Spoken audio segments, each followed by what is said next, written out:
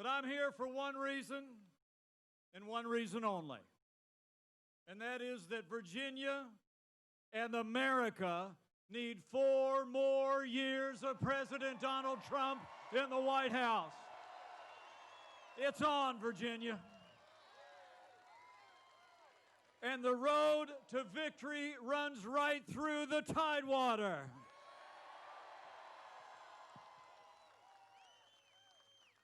You know, 4 years ago, a movement was born.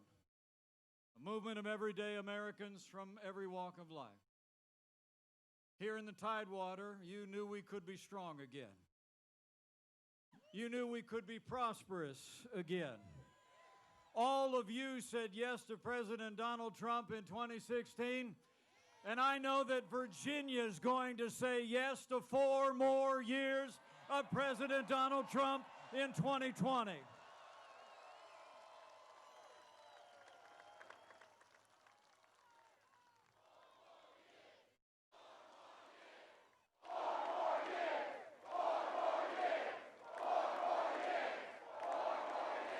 Just think how far we've come. 4 years ago, we inherited a military that had been hollowed out by devastating budget cuts. An economy struggling to break out of the slowest recovery since the Great Depression.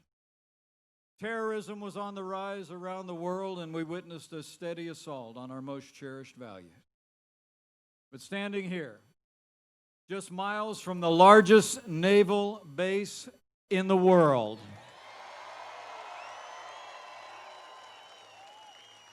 I'm proud to report to you, under President Donald Trump, we've rebuilt our military. We restored the arsenal of democracy. And this president signed the largest investment in our national defense since the days of Ronald Reagan, including the largest pay raise for our military forces in more than 10 years. And close to home, Hampton Roads, under this president, saw 3 additional Navy ships stationed here, adding 25,000 military personnel, contractors, and their families to this community, bringing the economic impact of the Navy to more than $16 billion.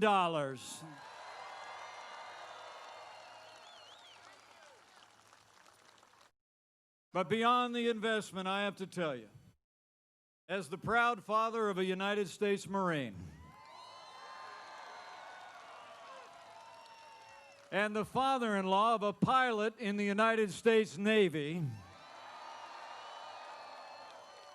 I couldn't be more proud to serve as vice president to a president who cares so deeply about the men and women of our armed forces.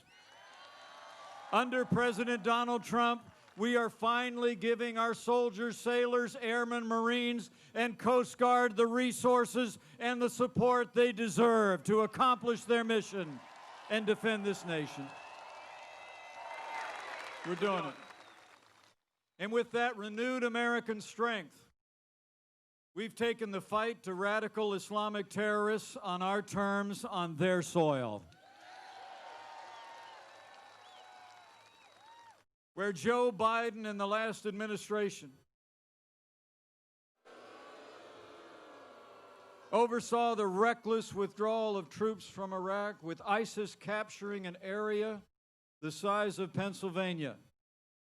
Under our commander-in-chief, the armed forces of the United States captured the last inch of ISIS territory, crushed their caliphate, and took down their leader without one American casualty.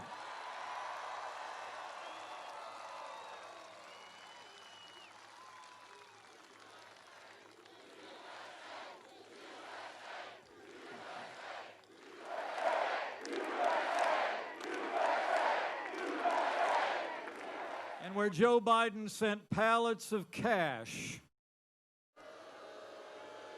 to the mullahs in Iran. President Trump got us out of the Iran nuclear deal, gave the order to take down the world's most dangerous terrorist, and Qasem Soleimani is gone.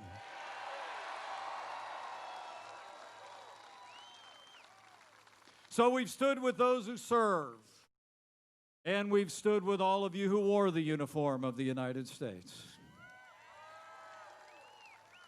When Joe Biden was vice president, America saw years of scandal at the VA that literally shocked the conscience of the nation. But under President Donald Trump, we signed the most sweeping reforms of the VA in 50 years.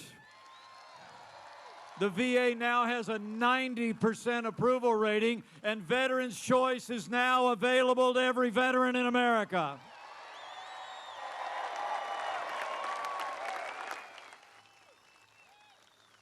And under this president, in our first 3 years, there's 3 more ways you can describe it.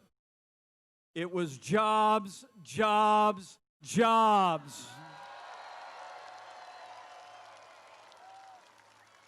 Where Joe Biden wants to raise taxes, our president cut taxes across the board. We rolled back federal red tape at a historic level, unleashed American energy, fought for free and fair trade, and in our first 3 years, businesses large and small created more than 7 million good-paying jobs, including 164,000 jobs right here in the Commonwealth of Virginia.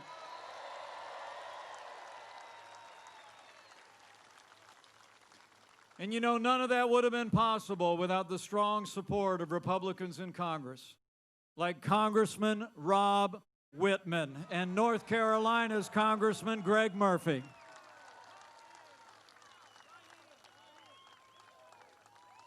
Thank you, man. But that's also, Rob will tell you, that's also why we need to send these congressmen back, and we need to send Scott Taylor and Nick Friatas to a new Republican majority on Capitol Hill. We need to retire Speaker Nancy Pelosi once and for all.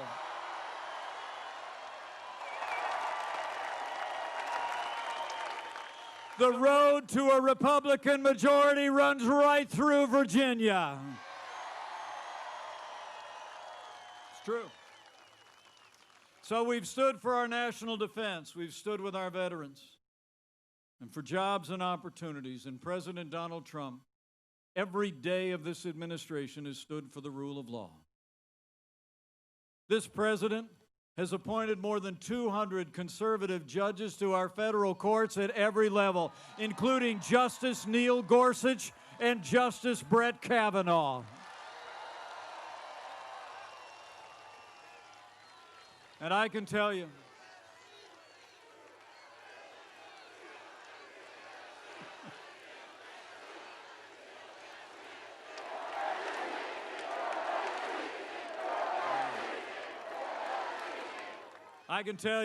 those more than 200 federal judges are all men and women of integrity who will uphold all the God-given liberties enshrined in our Constitution, like the freedom of speech, the freedom of religion, and the Second Amendment right to keep and bear arms.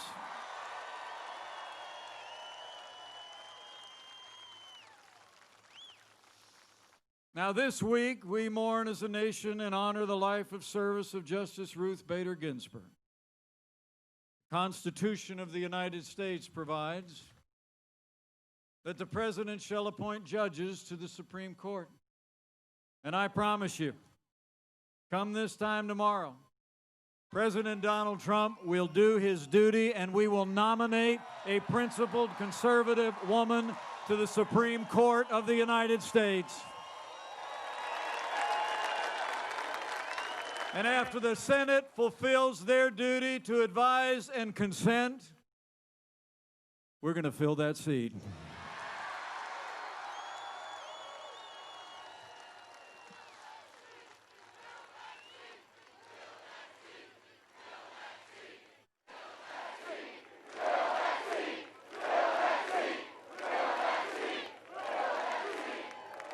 So we've stood for the rule of law every day. And President Donald Trump has stood with the men and women who serve on the thin blue line of law enforcement, and we always will.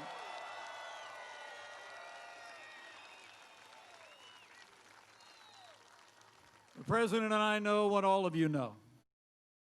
Men and women who serve in law enforcement are some of the best people in this country. And they deserve the respect of every American every day.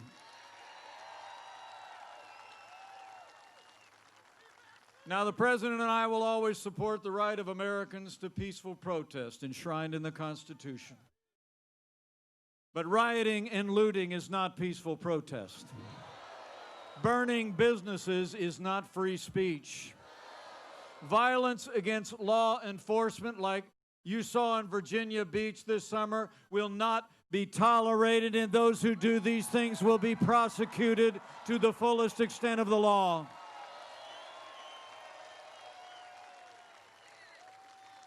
Now, for months, all Joe Biden ever talked about was peaceful protesters, as the American people watch businesses in our communities literally burn. The truth is, Joe Biden would double down on the policies that have led to violence in America's cities. Now, Joe Biden says that America is systemically racist, and that law enforcement is, in his words, and I quote, has an implicit bias against minorities. When Joe Biden was asked whether he'd support cutting funding to law enforcement, he replied, yes, absolutely. But I'll make you a promise. Under President Donald Trump, we're going to back the blue. We're not going to defund the police, not now, not ever. We're going to have law and order in every city, in every state in this nation, for every American of every race and creed and color. So help us God.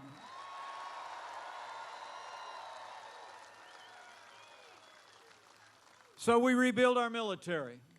We revived our economy. We stood for our liberties in law and order.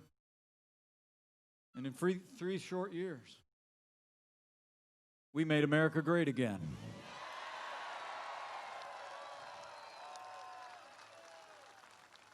And then the coronavirus struck from China.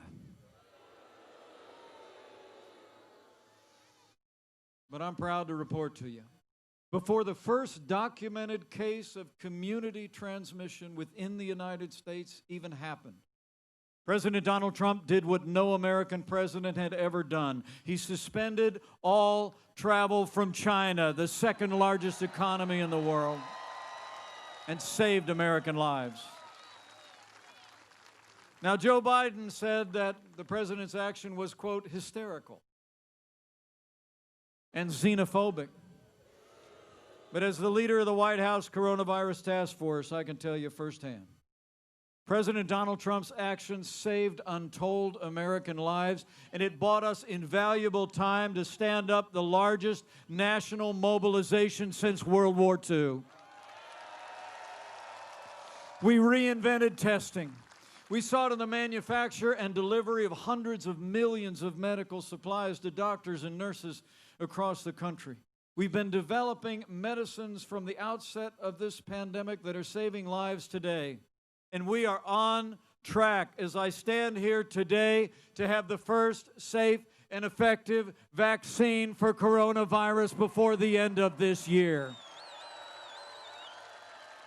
That's what leadership looks like.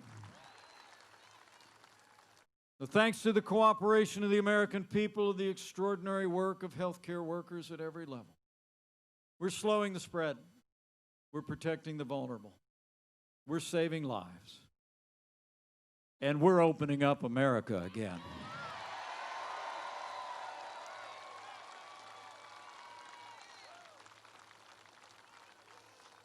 In fact, because of the strong foundation that this president poured, because of the unprecedented support that he secured from the Congress, after losing 22 million jobs at the height of this pandemic, we've already seen 10.6 million Americans go back to work, including 188,000 people right here in Virginia. So we've gone through a time of testing. But in 39 days, we're coming to a time for choosing. And the choice in this election has never been clearer. And I think you all know the stakes have never been higher. I mean, think of this contrast. In the middle of a global pandemic, Joe Biden wants to raise taxes by $4 trillion. President Trump, he cut taxes across the board for working families and businesses, and we're going to keep cutting taxes for 4 more years. Joe Biden wants to bury our economy under an avalanche of red tape. He even got his own version of the Green New Deal.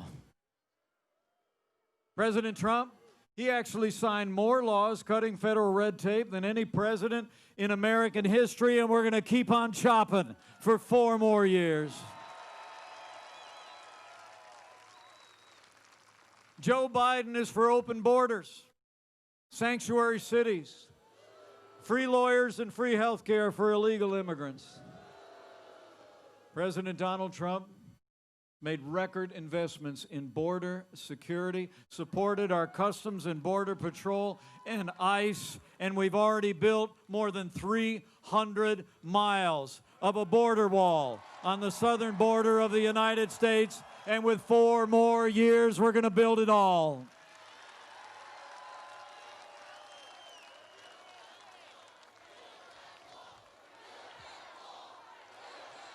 Oh, we're building it.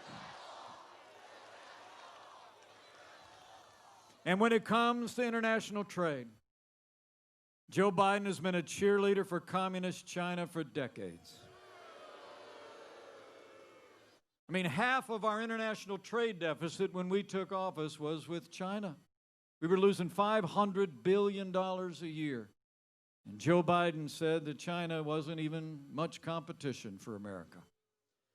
President Trump, he put China on notice on day 1 and said the era of economic surrender is over. We imposed tariffs and we will stand strong until China opens their markets and respects American private property and American workers.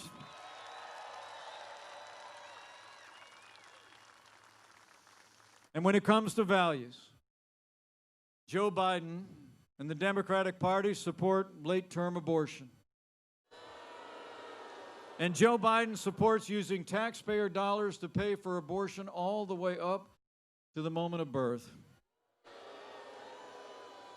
And I can tell you from my heart, I couldn't be more proud to serve as vice president to a president who stands without apology for the sanctity of human life. President Donald Trump is the most pro-life president in American history.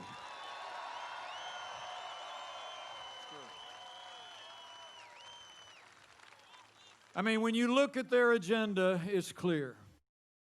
Joe Biden would be nothing more than a Trojan horse for the radical left. Now, Joe Biden said at their convention that democracy is on the ballot. Well, I believe that our economic recovery is on the ballot. I believe that law and order are on the ballot. But I also believe there are things much more foundational to this country that are on the ballot as well. I mean, I can honestly tell you, I think in this election, it's not going to be whether America ends up more conservative or more liberal, more Republican or more Democrat. I think the choice in this election is whether America remains America.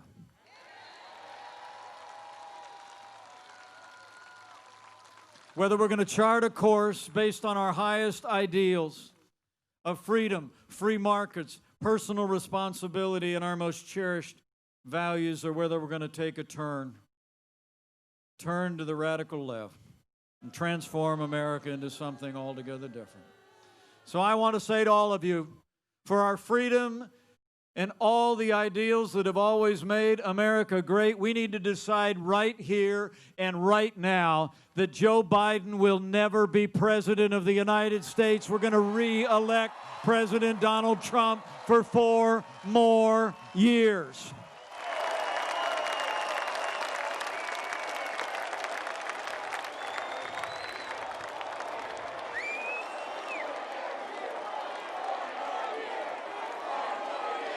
I mean, think about it. 4 more years means more jobs. 4 more years means more judges. 4 more years means more support for our troops. And it's going to take at least 4 more years to drain that swamp.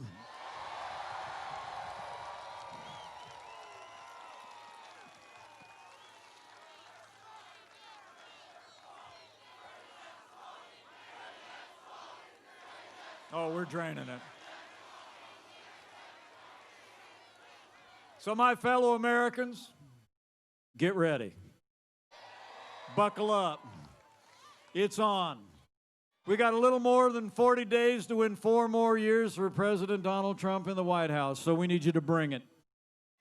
We need you to reach out to your neighbors and friends all across this Commonwealth and all the friends that you have all across this country. Bring this same enthusiasm. Keep voicing your support. Tell your neighbors and friends all that we've accomplished and what we can do with 4 more years of President Donald Trump in the White House. You made the difference in 2016, and the American people will make the difference again in 2020.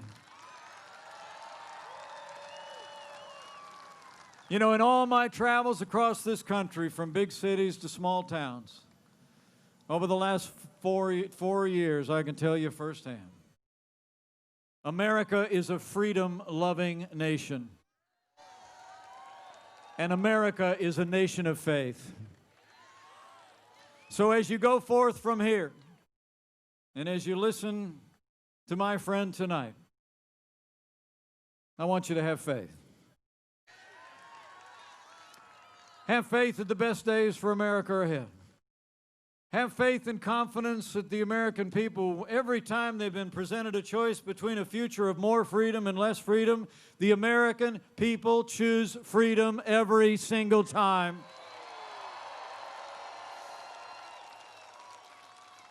And lastly, if you're of a mind to bow the head or bend the knee from time to time in the next 39 days, I encourage you to do that too. In a time where it seems like there's more division in this country than any time in my lifetime, I'm absolutely convinced that if His people who are called by His name will humble themselves and pray, He'll do like He's always done in the long and storied history of this country. He'll hear from heaven, and He'll heal this land. This one nation, under God, indivisible, with liberty and justice for all. So pray for America. It'll make a difference.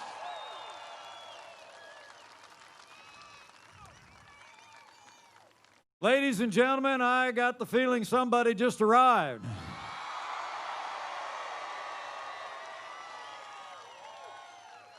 So I'm going to get out of the way, but I got to tell you, I've served alongside our president, shoulder to shoulder, for the last 4 years. And I can tell you, President Donald Trump is the real deal. He's a man who says what he means what he says. He never quits. He never backs down. And he has never stopped fighting to keep the promises that he made to the American people. Now it's our turn to fight for him.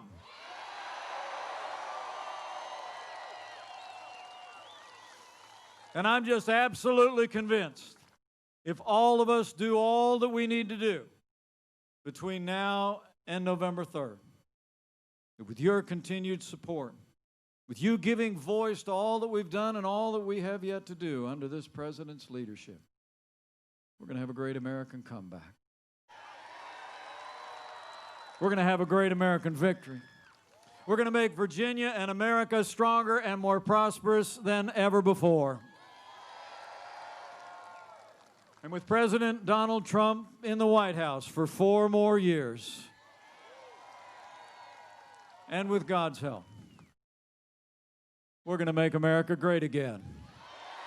Again. Thank you all very much. God bless Virginia, and God bless the United States of America.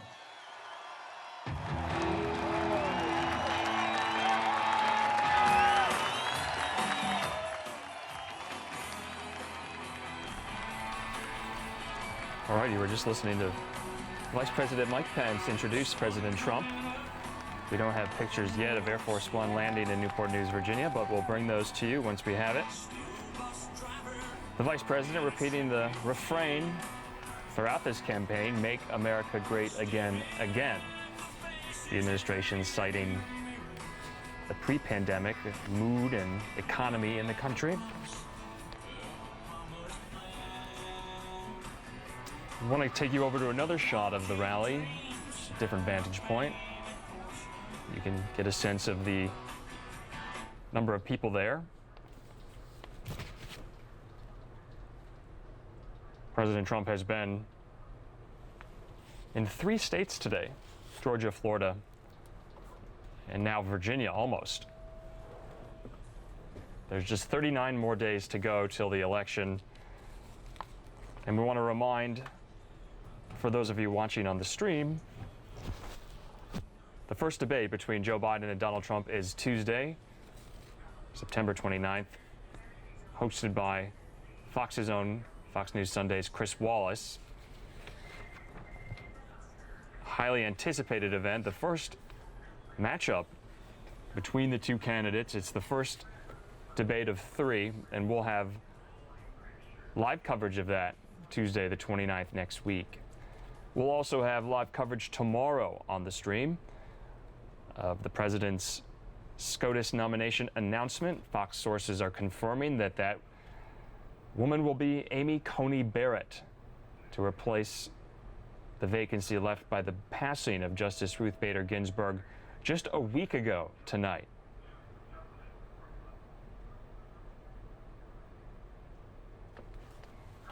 In the meantime, we want to play for you just an event from earlier in the day that the president was at. He spoke in Florida at a Latinos for Trump roundtable in an effort to shore up Latino support, especially in Florida, 39 days before the election. Let's go to that right now.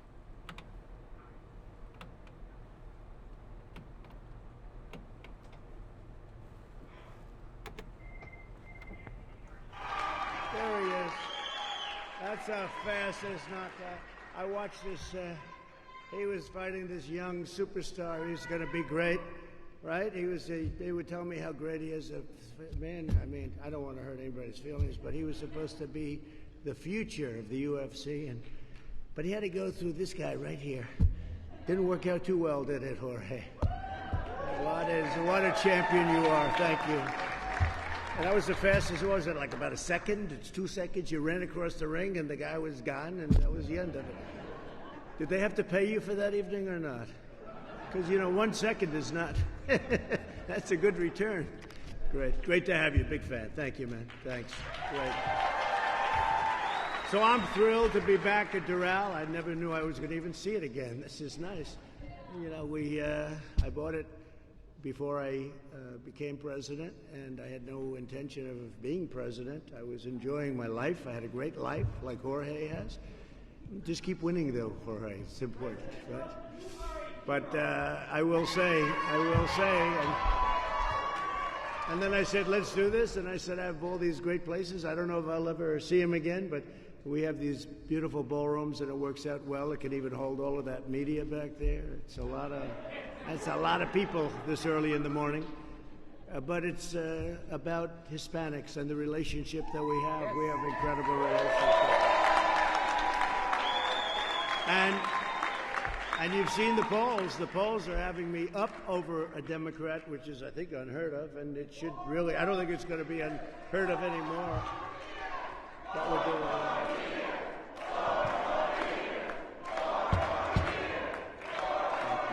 Thank you. And we recently were in Arizona. We got a reception like it was incredible. But literally, I mean, we are doing better than the opposition. Now, the opposition has not been good to Hispanics at all. He's been very bad to Hispanics. And we'll go into that, and we'll do some questions later. We'll have a little fun. But I'm very happy to be back at Doral. It's great. It's a good location, right? Yes, very sir. good Excellent. location. And at least I see my property, even if for just a short period of time. But I really appreciate you all being here, and you're all champions. They're all champions, Jorge. Really cool. These are great people. In Arizona, I was with a man, you know him, owner of the Los Angeles Angels, and he's done such a fantastic job. He's been so nice, and I didn't recognize him. And then I said, "Haven't I seen you in sports?" "Oh, the Angels." And he stood up. He made just a very inspiring speech, and he's done such a great job and I guess from Mexico, right? He's from Mexico. What a job he's done with the team. He signed Albert Pujols. He's got Trout, I guess, who's considered, I don't get to watch too much baseball anymore, unfortunately, but he's considered the best player in baseball. And so it's really the success of the Hispanics. They call them Latinos sometimes, Hispanics sometimes, and sometimes you can call them both. They don't really care, I figure. After about 5 years, I figured out that they don't really care. Just call us one of those two and we're okay. But the success has been incredible. Great business people. But I'm thrilled to be back at Doral with so many patriotic Americans who are part of our extraordinary national movement, and that's Latinos for Trump.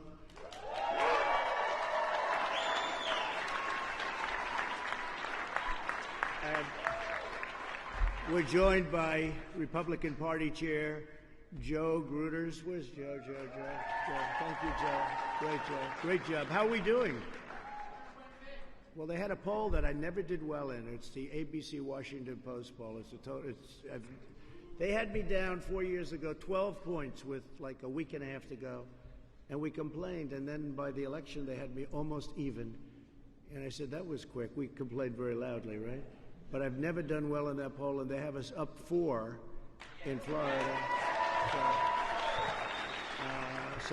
But it seems to be going well from what I hear. Huh? That's great. Yeah, it should be going well. If you don't do a good job, you will be fired so fast your head will. Yeah, I think we're going to win it big. Yeah, I know. I just feels it really good.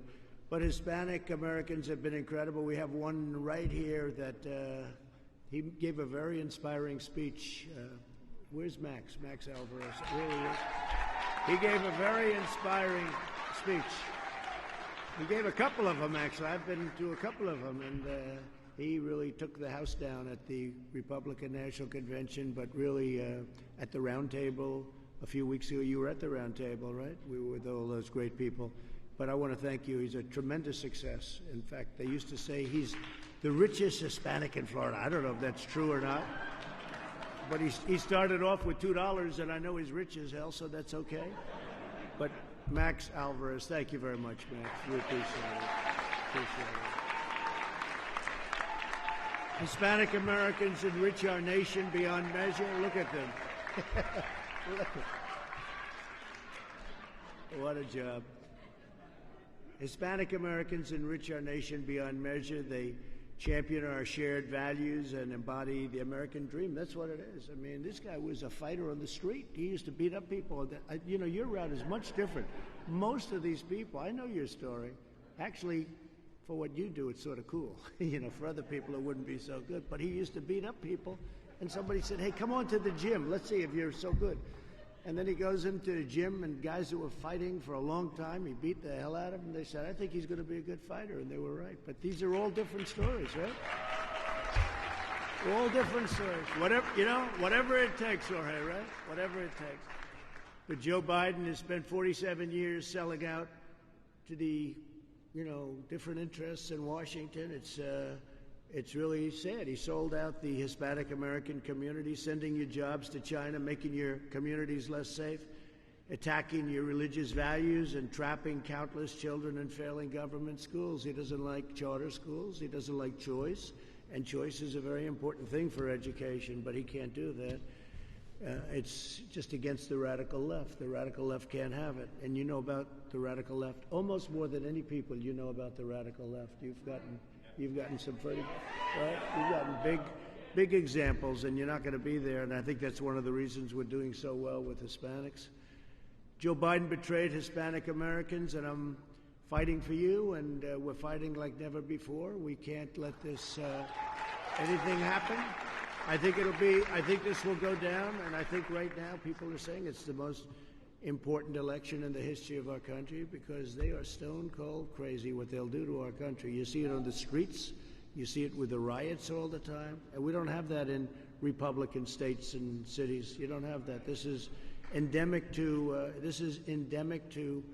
the Democrats. And no bail, no this, no that, weakness all over the place, and they take advantage, and that's the way it is. And it's a very sad thing. We went into Minneapolis, we saved it, we went in, they knew we were coming into Seattle, we were going in the next day, and they just raised up their hand and they left. But this is after weeks and weeks. We have to be asked by the governors, which in all cases are Democrats, in all cases. Top 10 cities, Democrat for danger. Look at what's going on in Chicago. You look at what's happened in New York now in a short period of time. I love New York, and you look at what they've done, the Democrats, what they've done to destroy it. They have some categories of crime up 160%. One was up 300%. This all happened in a short period of time. We want to draft Rudy Giuliani. Let's draft Rudy. Yeah. But he betrayed the Hispanic Americans prior to the China virus, the plague that came in from China. We achieved the lowest Hispanic American unemployment rate in the history of our country. It was 6 months ago. We're building it up again. You know, make America great again. We say now, make America great again. Make America great again, because we did it. Now I have to do it again. I thought that was done. I thought this was going to be easy. This was going to be a very easy election. I still think it is. I think there's a spirit out there that I've never seen, even far beyond what it was 4 years ago. It's incredible. You know, I truly say.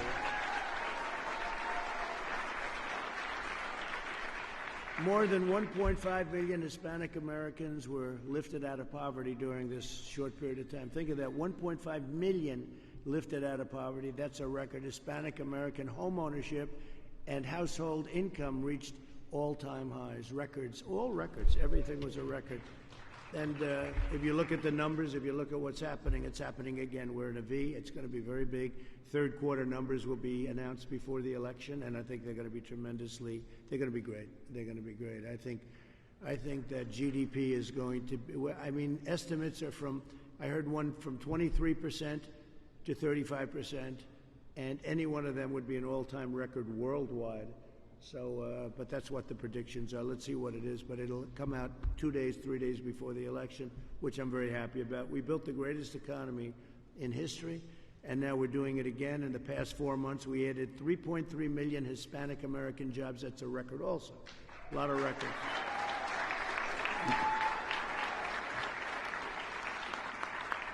Joe Biden would terminate our recovery with a crippling nationwide shutdown and a $4 trillion tax hike. He's looking to raise your taxes very substantially, Max. I'm not sure if you like that. You'll have to close a few of the gas stations, maybe, you know. You'll only have 200 instead of 204.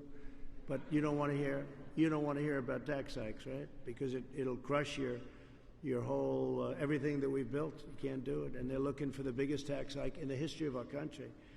He'll lay waste to Florida's economy just like he ruined Puerto Rico's economy in the Senate. In 1996, Biden voted for a tax bill that obliterated Puerto Rico's thriving pharmaceutical industry and sent thousands. That was Joe Biden that did that.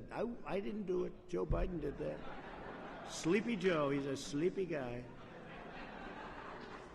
And sent thousands of jobs to China. A lot of those jobs went to China. That's what happened. They took it out of, they ended the tax bill. You're nodding and you understand exactly. They just cut it. And that was Biden and his friends. I will reverse Biden's catastrophic decision, and we'll bring those jobs back to Puerto Rico. It's going to be happening.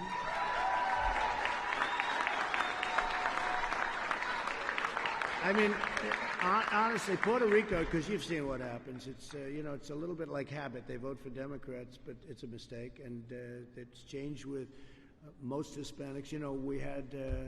I just got the Bay of Pigs Award, and I've gotten it twice now. Twice.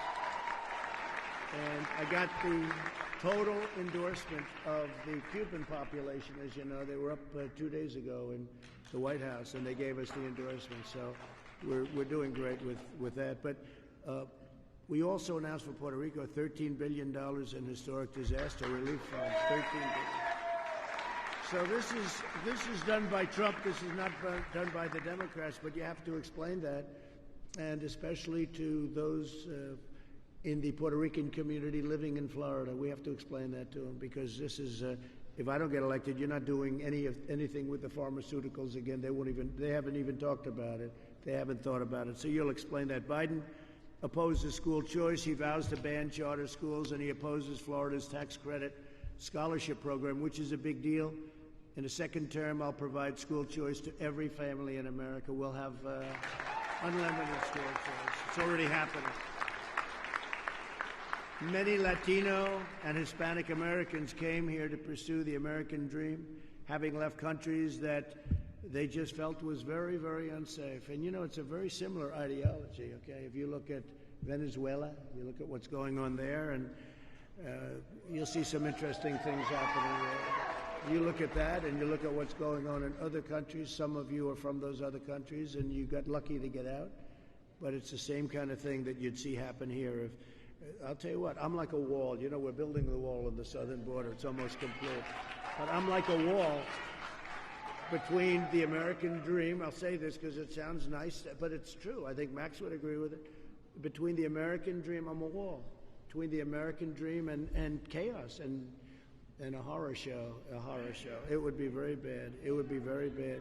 Many Latino and Hispanic Americans came here to pursue the American dream, having left countries that really had a very, very unruly group of people.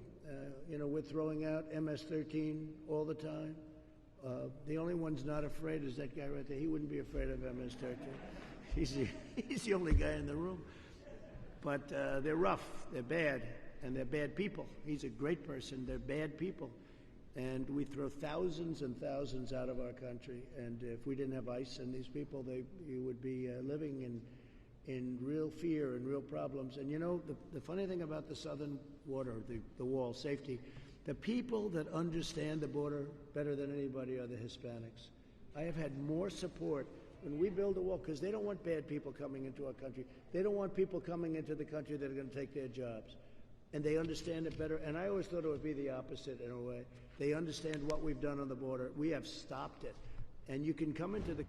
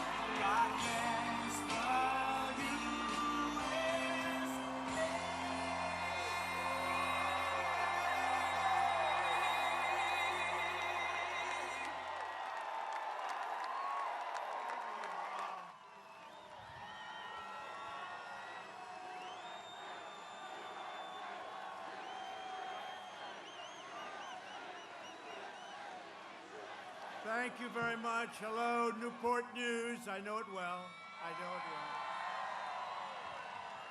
I know it well. You know, my father and I had a couple of little jobs here, and they were great. When the ships came in, they were packed.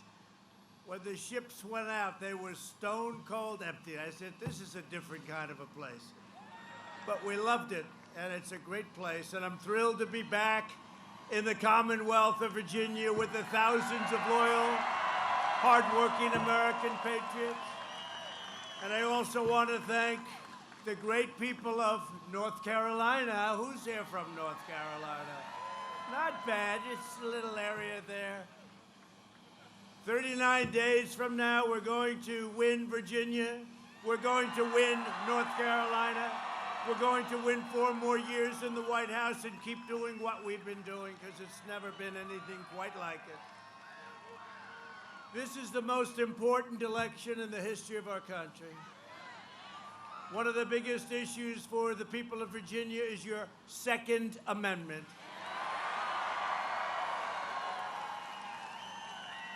And if Sleepy Joe Biden wins, your Second Amendment will be eliminated and your firearms will be confiscated, whether you like it or not.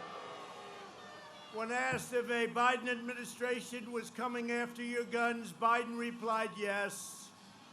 That's all he had to say, yes.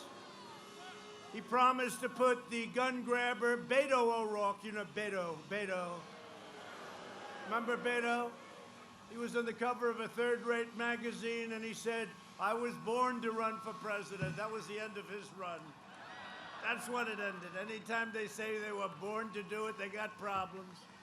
That didn't work out. It was a steep drop. But he put Beto in charge of his assault on your guns. And you know what happened with Beto? Beto went crazy. He wants to take your guns away. Biden vows to impose punishing taxes on gun owners, outlaw many of the most popular firearms in America, create a national gun registry, and wage the most aggressive war on gun rights in U.S. history. Biden will disarm law-abiding Americans. At the same time, they'll have riots down your street, and that's just fine. That's okay. That's okay, according to the left wing. Only by voting for me can you save your country and can you save your Second Amendment. So I was told not to go for Virginia. We did really well last time, and I never came, I never did anything, and we did really well. I said, why didn't I go for Virginia? But it's traditionally not a Republican state over the last number of decades. And I said, why not? You have a crazy governor, and every time I see it, every 2 weeks he's trying to take your guns away, right? And he'll attack constantly right to life. And you know, he's so far left, he doesn't even talk about late term. He talks about after the baby was born, which is the first time I ever heard of that. You hear late term, but he said, and after the baby is born, we'll start talking to mother. In other words, he's talking about execution of the baby, execution. You have a governor that thinks he's Michael Jackson. Remember, his wife saved him. Remember, he wanted to prove that he was just dressed up like Michael Jackson, and that he sometimes thought when he was young that he resembled Michael Jackson. I don't think so. And you remember he wanted to moonwalk across the stage, and his wife said, no, don't do it, darling. Don't, please, darling.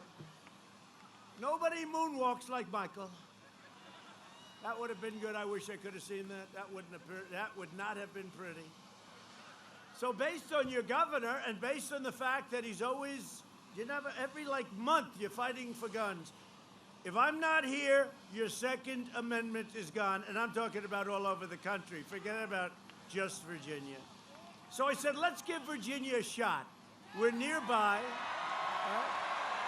We're nearby. I even said we'll bring in the heavy artillery. We'll bring in our great Vice President, Mike Pence. Did he do a good job? I'll tell you what, Kamala is no Mike Pence. She's no Mike Pence. No, he's great. He's done a fantastic job, and he's with you all the way. So I said, let's give it a shot. And, there's a big difference. I tell you what, there's never been a bigger difference between candidates or parties. Never been. No party that supports, as an example, what he would do to a child after it was born is fit to be even involved in any way in this nation, let alone running this nation.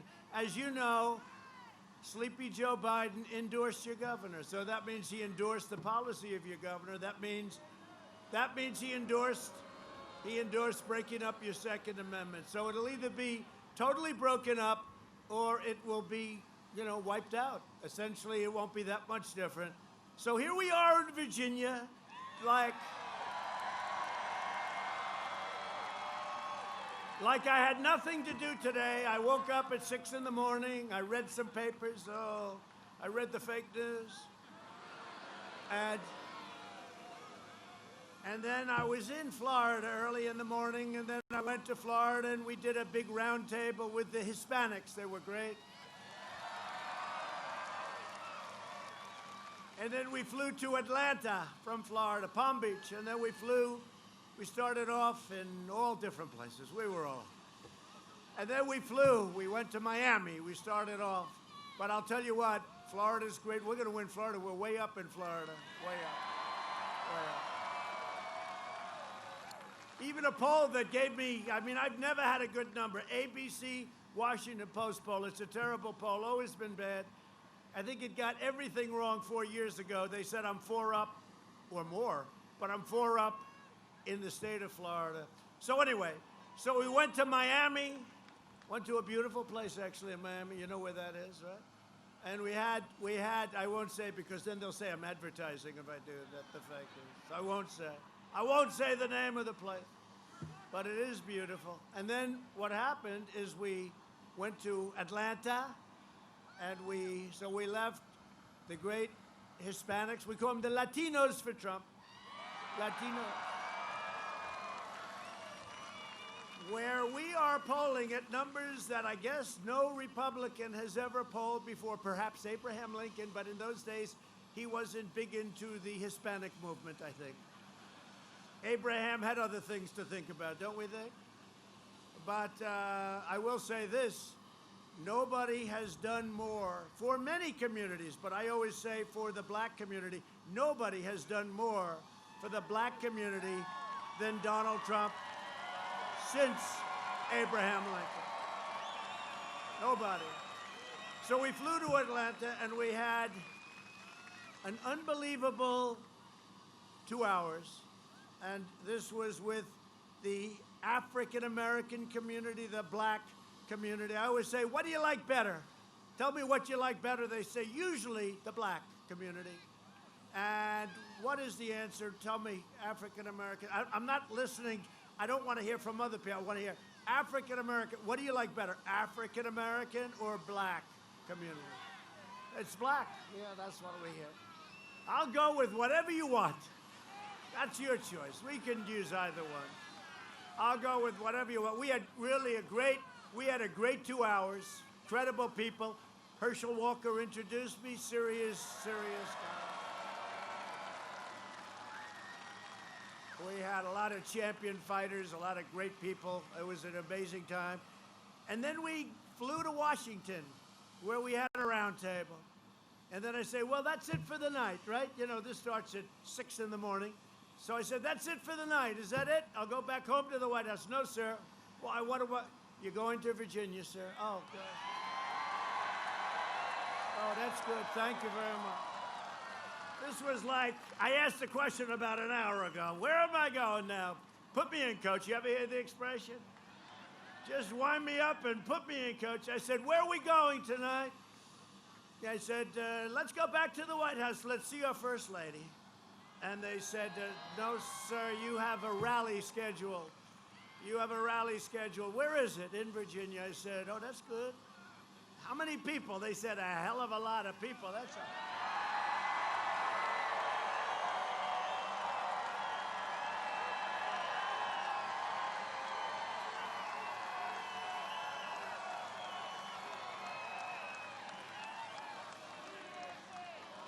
Well, I wouldn't. I'm kidding. When you have rallies like this, you don't forget them. Thank you. Go ahead. What the hell?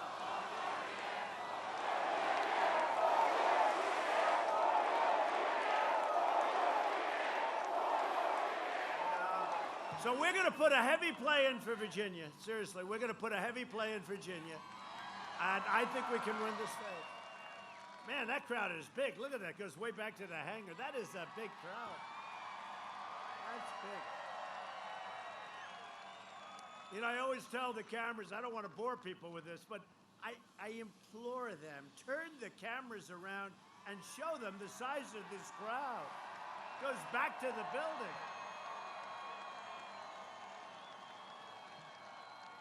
But they never like doing it because they don't like, including Fox, they don't like showing big crowds. You know, they don't like showing big crowds. We left Ohio. We're way up in Ohio. Way up in Ohio. We're way up in Georgia. We were in Georgia today, though, with the governor and the senator, Senator Perdue. And we were, Representative Doug Collins, great guy. Kelly Loeffler, great person, senator. And Senator Perdue. And I said, how are we doing? They said, you're winning by a lot in Georgia. You're winning by a lot. Of course, if you see these people, they'll say, it's pretty close in Georgia. Too close to call. And then we have election night comes. The polls in Georgia are closed. Donald Trump has won the state of Georgia. You know, you only win if you're up by, like, a lot. If you're up by a lot, they announce it immediately. That was what happened with Texas last time. They said Texas is too close to call. All for months and months and months. The only one that didn't believe that were the people in Texas. So when it closed, they said the polls in Texas are closed. Donald Trump has won the state, like in the same breath. Nah, we're doing great in Texas. We're doing great all over the place. We're doing great all over. I hear we're up in New Hampshire, which is great. Last time that one got taken away from us with people that just came in with buses all over the place. They had buses coming up from Massachusetts. You have the rhino governor. You know the rhino governor of Massachusetts, right? Baker. He's a rhino. But I guess he does whatever he can to get elected. The Democrat Party is now run by socialists and Marxists who want to destroy our laws, our values, and want to destroy your way of life. To uphold our Constitution as written tomorrow, I will be announcing my nominee to the United States Supreme Court.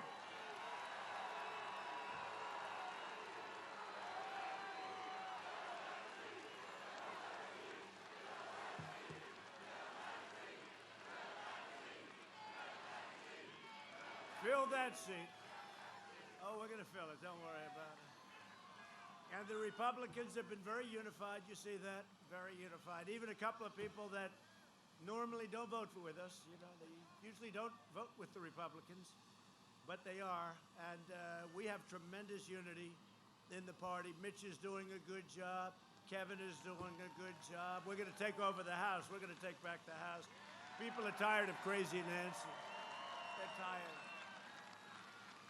We want to get some stimulus out. She doesn't want to give it. She just doesn't. Only for political reasons. Not your fault. You know whose fault it is? China's fault. That's whose fault it is. That's whose fault it is. But, you know, it's an amazing thing because the Democrats are saying, well, it's the end of a term.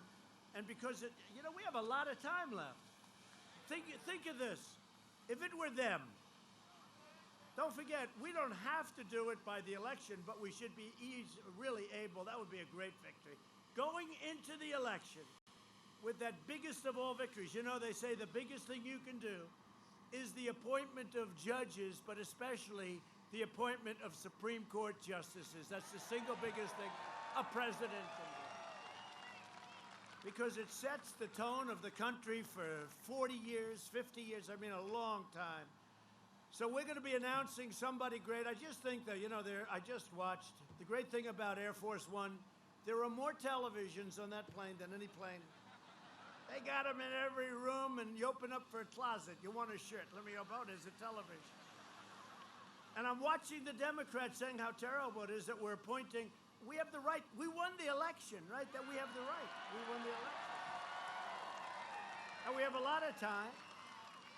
And if they were in opposition, they would do the same thing. Maybe they would just do it more rapidly, okay? More rapidly. No, so tomorrow I think is going to be a big day. 5 o'clock tomorrow at the White House. We're going to be naming the nominee. Hopefully we'll be on that court for 50 years. 50.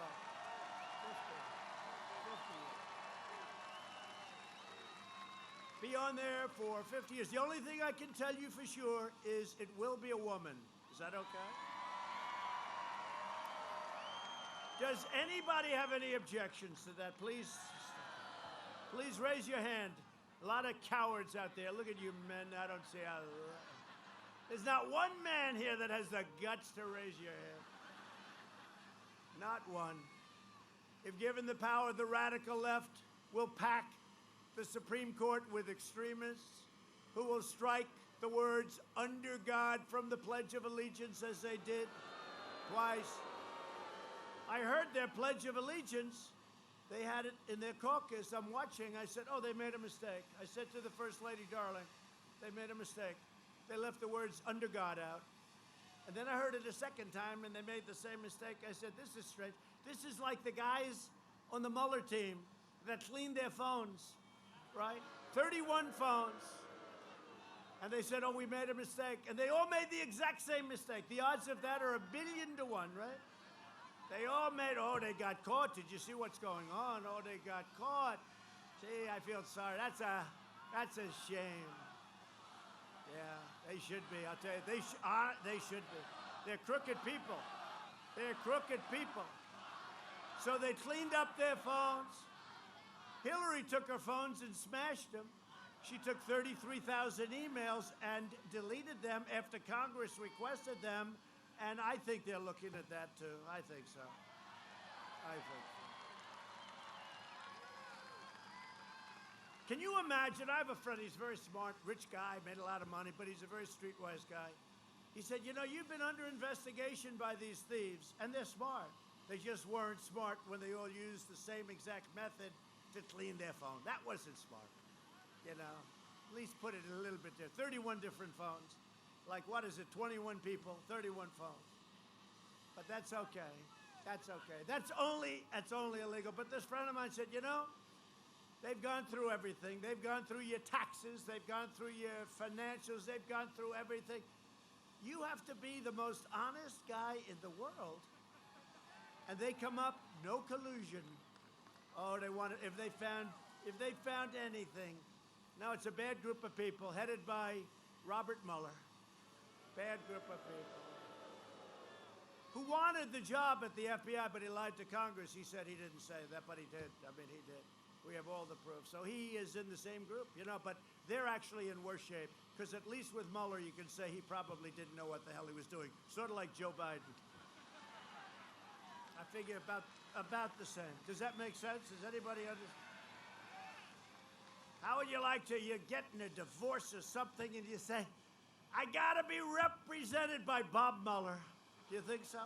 You saw his performance in Congress, right? I want to be represented by Bob Mueller. No, it's the same thing. How can we have Joe Biden representing this country? And you know, he's on the lid. You know the lid, right? The lid is when they say, we're going to put a lid on it. So I guess it means probably what it's supposed to. I have no idea. Lid. It's a lid. But it's an expression. And every day, early in the morning, they say, Joe Biden, Sleepy Joe, he's put a lid on it. Sir, Biden has put a lid on it. What does that mean? That means he's not working today. This guy takes more days off. You have to have a president that's going to work his ass off in this country. You need energy. You need a very energetic president. They said, how do you think he's going to do in the debate? I think good. He's been doing it for 47 years. I think he's going to do good, I think. And one thing we know, if he does just okay, they're going to say, the fake news, they're going to say it was the single greatest debate performance in history. It was unbelievable. Far better than Winston Churchill in his prime. Winston Churchill was nothing compared to Sleepy Joe.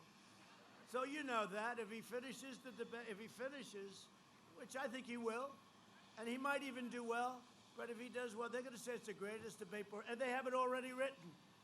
They have a couple of scenarios. If he does really poorly, they're going to say he wasn't bad. He wasn't bad. If he does modestly well, like he did against Bernie, they were sort of even. If he does like that, they'll say it was the greatest performance in history. But with your vote, I will preserve our Constitution and ensure law and order. Joe Biden is weak. He surrendered his party to the flag burners, the rioters, the anti police anarchists, the radicals, all these guys running around these Democrat-run cities and states. Look at it, 10 out of 10. We could fix up Portland so fast, they have to invite us in. I want to be invited into that one. We would fix that like we did Minneapolis. We would fix that up in less than a half an hour. Remember Minneapolis, they were right. I mean, the problem is they invited us in about 2 weeks. By the time they invited, there was a lot of flames behind them. Remember the reporter is standing there? This is a peaceful protest. And behind him, you have like blocks that look like Berlin during the war, didn't it? I never saw anything. This is the craziest thing. It's a peaceful performance. But what we did, we said it's a peaceful protest, and we don't call these rallies anymore.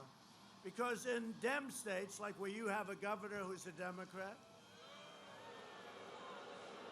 you're not allowed to go to church. You're not allowed to go to a restaurant. You're not allowed to go to your friend's house. You can't move from your house unless you're related to the governor. Then you can do whatever the hell you want. You can't do anything. You can't do anything unless, of course, it's a peaceful protest. Okay? And so what we do is we call these peaceful protests, and we're getting big crowds, 25, 30,000, 35,000. There's more enthusiasm now than there was 4 years ago because we've done a good job, right? There's more now. Now we have more enthusiasm now than we did. You know, it's interesting. Don't forget, 4 years ago, I did a nice job. I was successful, had a great television show, The Apprentice. It was great. People got to know me a little bit. I said, let me run. From the time, the first hour that we came down the escalator, First Lady and I down the escalator, her with a white dress, right? Very famous escalator right now. People go take pictures of the escalator. But we came down the escalator. We were in first place, right? We never went. I never left center stage, right? And that's based on poll numbers. If you're the number one poller. And I said, look, I want an odd number. I don't want an even number. Because he said, what are you talking about? I said, because that means two people are in center, and that's not fair. So I want an odd number. We were on center stage. But we've done a good job. What happened is, I said I was going to cut you taxes. We gave you the biggest tax decrease in history, right? I said I was going to cut regulations, and we were going to have an incredible economy, and regulations were probably even more important than the tax cuts, okay? You want to know the truth. If you ask the business people, the great ones, they will tell you if they had a choice, they'll take the regulation cuts. And we still have a ways to go with that. But we did that. We rebuilt your military. We added Space Force. I mean, what we've done is far more. Right to try. How about right to try? I never talked about that. We knocked out 100% of the ISIS caliphate, right? We achieved energy independence, and we've done it while protecting our very pristine environment, by the way. And earlier this month, oh, you're going to be so happy, Virginia and North Carolina, come on, North Carolina. You're going to be so happy. You're going to be cheering like crazy because I think you like this.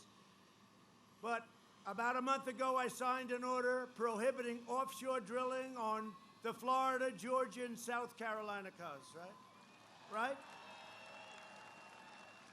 And because I happen to like this state a lot, I said, what about Virginia?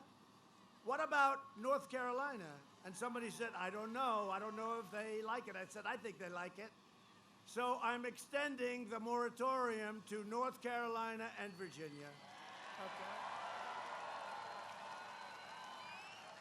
And if you want to have oil rigs out there, just let me know. We'll take it off. I mean, you know, I can understand that too. But I think you want it. So we're extending it to Virginia. We're extending it to North Carolina, up the coast, and we're not going to have any problems like can be had. All right? So I think you like that. You don't like it, you're going to let me know. I'm going to change it. I can change things very easily. We built the greatest economy in the history of the world, and now we're quickly doing it again. So I did all of these things.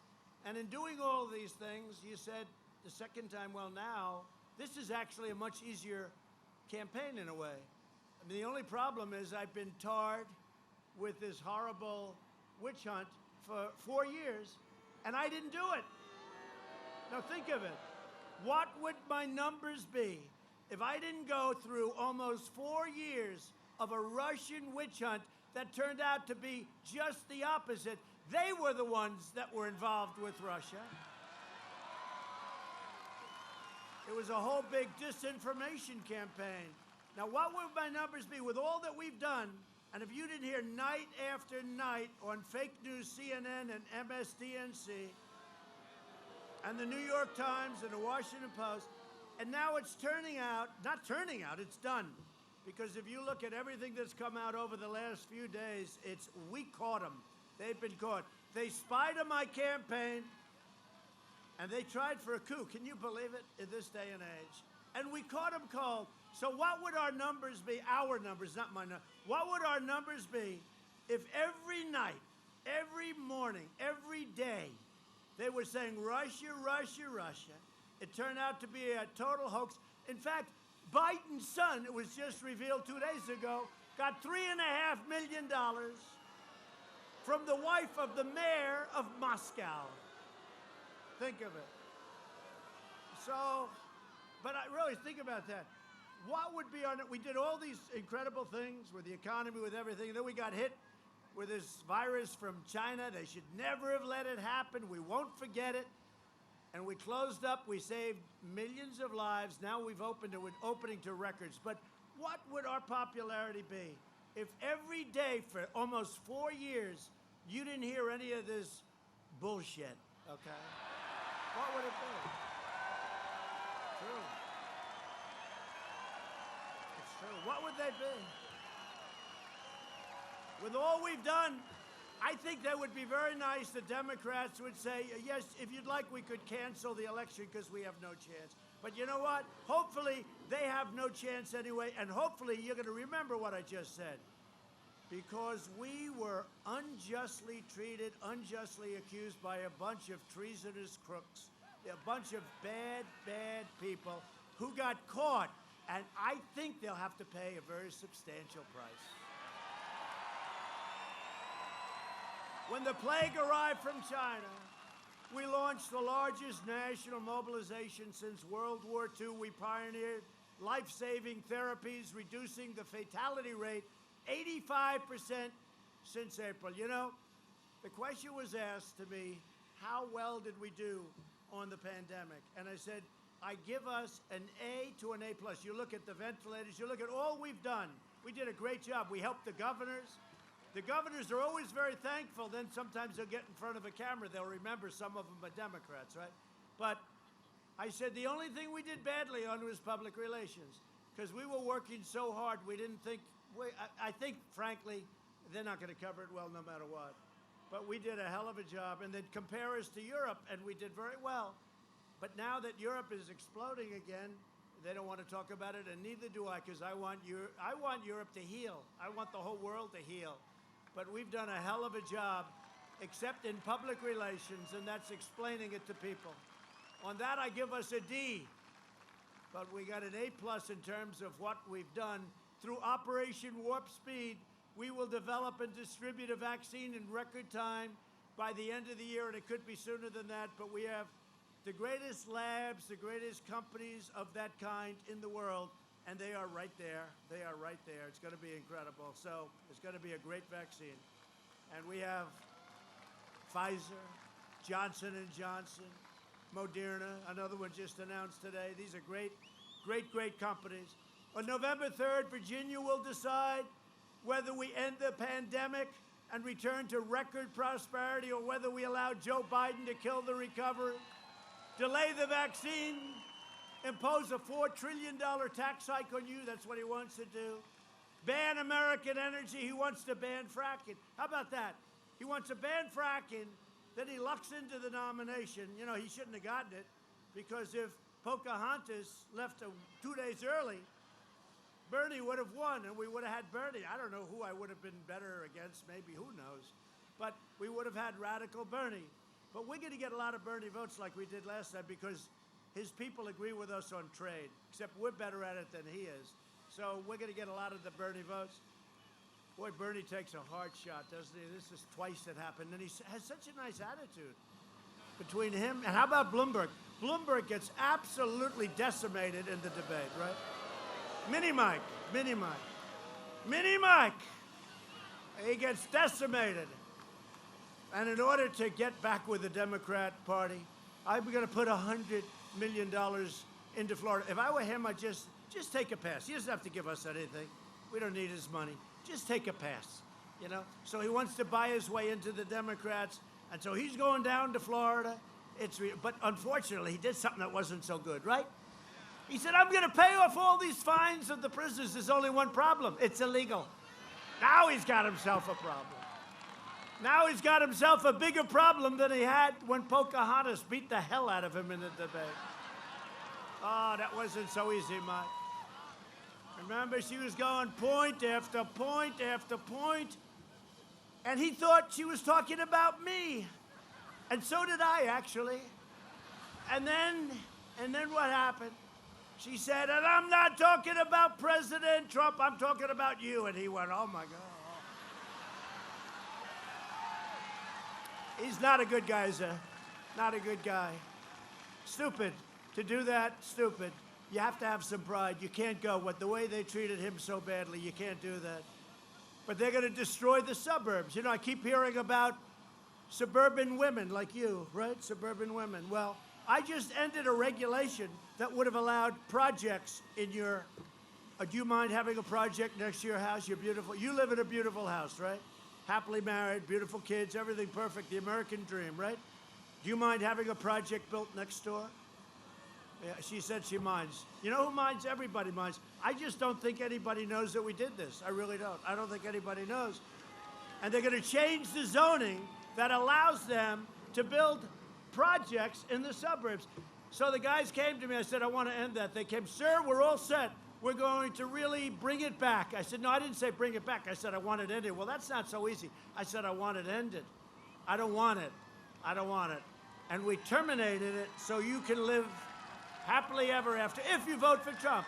If you don't vote for Trump, you can forget it because they will put it. You know who's in charge of it? Cory Booker, Senator Cory Booker. He's another beauty. He was Elizabeth. If you really take, you had Elizabeth Warren, you had Cory Booker, and you had Kamala. You know, if you pronounce her name wrong, she goes crazy. Kamala, like a comma. It's like a comma. She's like a comma.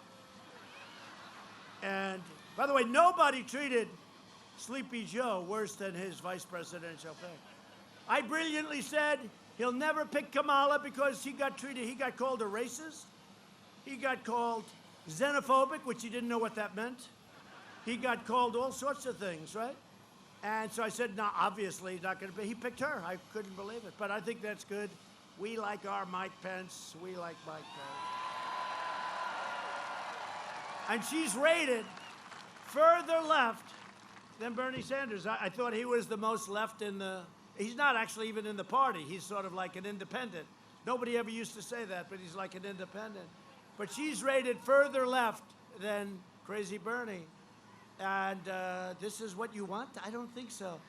Just so you understand, and then she calls it the Harris administration, along with, it's like you're naming a movie, the producing credits, right? In the Harris administration, along with Vice President Biden. No. He's heading up the ticket. But then he said the same thing. He put her name first. I've never done that. I love Mike. But I've never said Mike Pence and Donald Trump. I always say Trump because you know what? You got to know that. You're the president. He doesn't know that he's in first position. He doesn't know it. He doesn't know it. He forgot. Hey, look, you're entitled to a mistake every once in a while. It was strange that they did it almost in the same hour, though, right? It was like one on top of another. Give free health care. They want to give free health care to illegal aliens and indoctrinate your children with poisonous anti-American lies in school. We don't like that. To combat the toxic left, and you see what it is. It's toxic. Left-wing propaganda in our schools. I announced last week that we are launching a new pro-American lesson plan for students called the 1776 Commission. We will teach our children the truth about America, that we are the most exceptional nation on the face of the earth, and we're getting better, better, better all the time. And we're joined tonight by a friend of ours, a warrior, Congressman Rob Whitman. Thanks,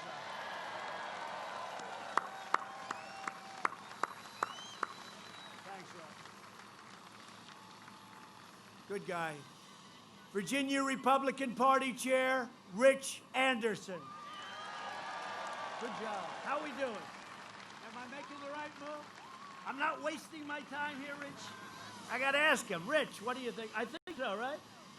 I think so. And congressional candidates, Nick Freitas.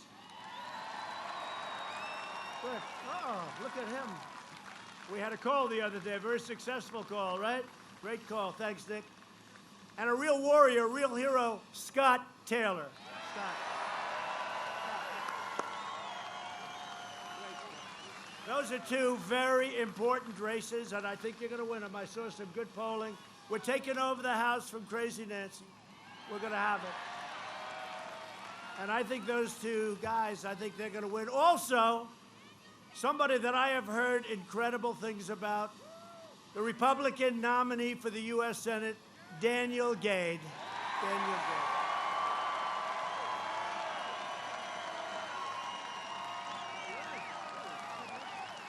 He's a good-looking guy. And I'll tell you, he's got to beat his opponent because he is just Warner. Warner was, you know, he was talking about Russia, right? Trump and Russia, Russia, Russia. Then he gets scammed by a guy with the greatest Russian accent. You remember that, right? I have pictures of President Trump. Oh, really? Where? What are they like? Are they nude pictures? Yes, yes, yes. Does Vladimir know? Yes, yes, yes. So he's talking to this guy. Got scammed, okay? It was a comedian or something. It was a comedian. He's allowed to talk to Russians. If I talk to a Russian, it's a terrible thing. By the way, you know, getting along with Russia is not the worst thing in the world. Does that make sense? Getting along with North Korea, Kim Jong-un, oh, he's getting along. He's giving so much. I said, what did he give? They couldn't tell me anything. You know what I gave? Sanctions. That's what I gave. But you know what? We get along. We get along. You would have been in a war right now. Would have been a nuclear war. You would have been in a war right now with North Korea if it wasn't for me. Hillary Clinton didn't have a clue. Obama didn't have a clue. Obama told me when I sat with him, the one time I sat with him, what's your biggest problem, North Korea? I said, how big? He said, it's a big problem.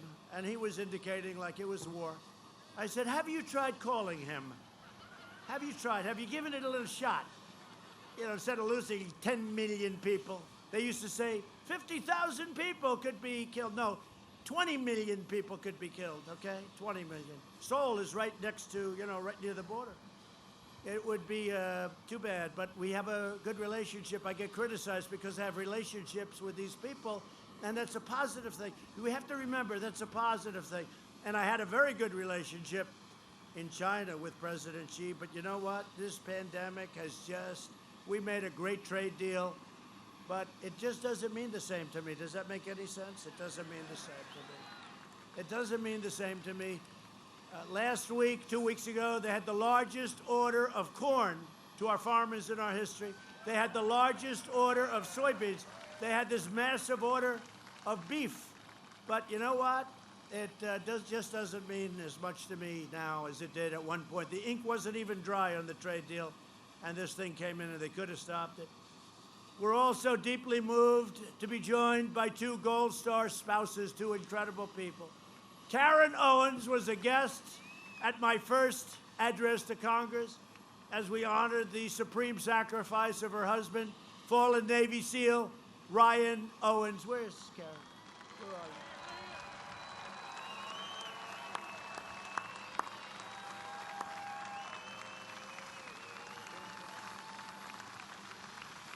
Come on up here. Come up. And we're also joined with Brittany Jacobs and her family. You know Brittany. On Memorial Day in 2017, I met Brittany and her son, Christian, at Arlington National Cemetery, and we honored the memory of her incredible husband, and Christian's dad, Marine Sergeant Christopher Jacobs. We took a picture together, that little boy who's no longer a little boy. Come on over here. Come on over here. The both of you. Come on. The both. Come on.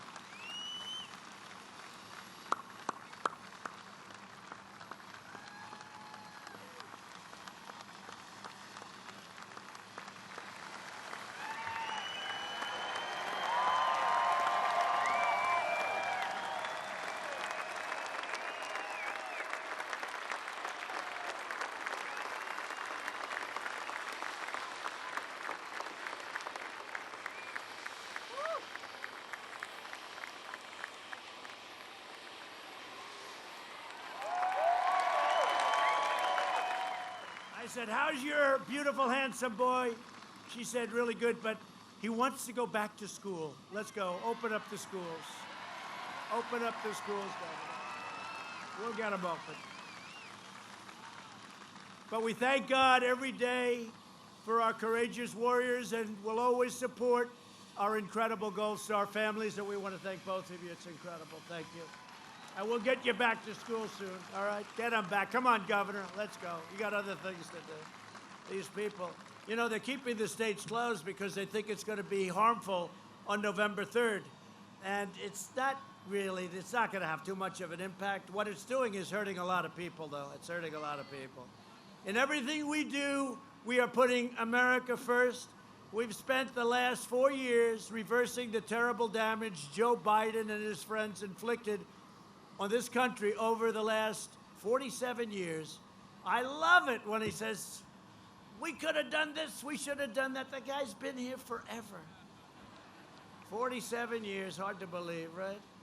And that was in prime time, although he never had super prime time, but that was in prime time, remember? And this time, and now I got him here. Together we've taken on a corrupt and broken system that's been throwing everything at us from the very beginning. A new trove of documents, and you have to go home. You got to read these documents. And they now prove that Russia interfered in 2016. Unfortunately, it was on behalf of Hillary Clinton, not Trump. They interfered, disinformation. Newly released text messages make 100% clear the FBI knew that Democrats purchased Russian disinformation targeting me, your favorite president, which then formed the basis for the witch hunt. And I'll tell you, we've had some incredible strength in terms of people like Sean Hannity, the great Lou Dobbs. Don't think of it. Laura, Tucker. Tucker's been great the last period of time. Fox and Friends. Janine. I'll tell you. Jesse. How about Jesse, huh? Hey, Greg Gutfeld was bad to me. Now he's great to me. He said, hey, would you rather have a nice guy that doesn't do anything or a horrible human being like Trump that gets it done? They all say, I'd rather have the horrible human. I'm not a horrible human being. I'm a nicer guy. I always get very offended when they say about, like, well, maybe people don't like him, but he gets everything done. I think people like me, but I do get it done. That's for sure. Done more than any administration ever in 3.5 years, first 3.5 years.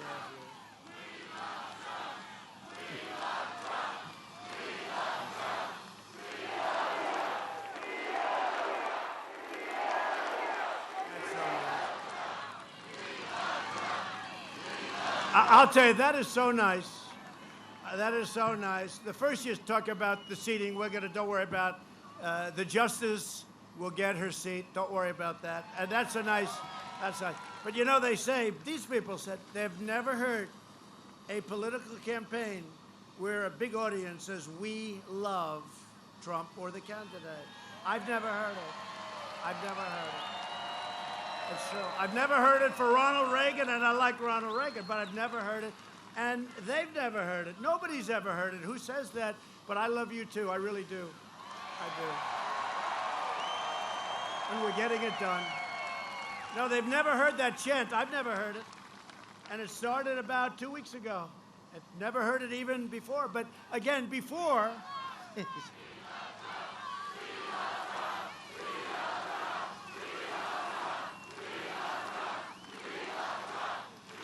want to thank you. It's really nice. It's really nice. And we've got to go out and we've got to really work hard. And we've got to watch this ballot scam because they're scamming us, okay? They're scamming us. And then they say, he doesn't want to turn over government. Of course they do. But it's got to be a fair election. You know, see, that's another scam. They don't mention anything about ballots. I say, got to be a fair election. When they're losing ballots all over the place. When they're losing ballots that just happen to be Trump ballots. You know, in Virginia, did you hear? In a very Democrat area, they sent 2 ballots to thousands of people, 1,000 or thousands of people. It just came out over the wires. So people in a Democrat area got 2 ballots instead of 1. They had 8 ballots in a waste paper basket, military ballots that all were for Trump. Everyone was for Trump. And they were in a waste paper basket. They were thrown away and somebody saw them. Then they had many, many ballots thrown into a river someplace. I don't even know the state. These are just a few of them. And then go back earlier. Go back to the Democrat primaries. Go back to the great state, Iowa. I love Iowa. We're going to win Iowa big, big, big, big. We won it last time by 11 points. We're going to win it big with ethanol, what I've done for them, with the $28 billion for the farmers, and that includes you. That includes tobacco. That includes a lot of things, but that includes your farmers. But you go back to their primaries, right? Go back to the primary, the Iowa, the first primary. It was done with ballots. They have no idea. Remember the disaster? And that's a small primary. Now they're talking about tens of millions of these fake ballots going all over the place. Who's sending them? Where are they being sent? Who's sending them back? Supposing they don't get them. Are they being sent to Democrat areas? And they're all run by Democrat governors, right? All of them, 100%. It's 100%. So you have a guy in Nevada. He just comes up with the idea. I think we're going to win Nevada. If fairly, we're going to win it. But he comes up, well, you don't have to have your signature verified. Oh, that's nice. That's good. He decided, let's not do that. But you know a real big problem? I like watching television and have, the winner is, right? You might not hear it for months because this is a mess. Go back and study what happened in Iowa. Take a look. Take a look at what happened in New York in a small congressional race. Carolyn Maloney. She should have lost the race, in my opinion. They gave it to her because it was a crooked deal. The guy that she ran against was having fits. He said, what are you doing? What are you doing? Everything was mixed up. The ballots were lost. There was fraud. There was everything.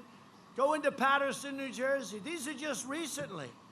It's a disaster waiting to happen.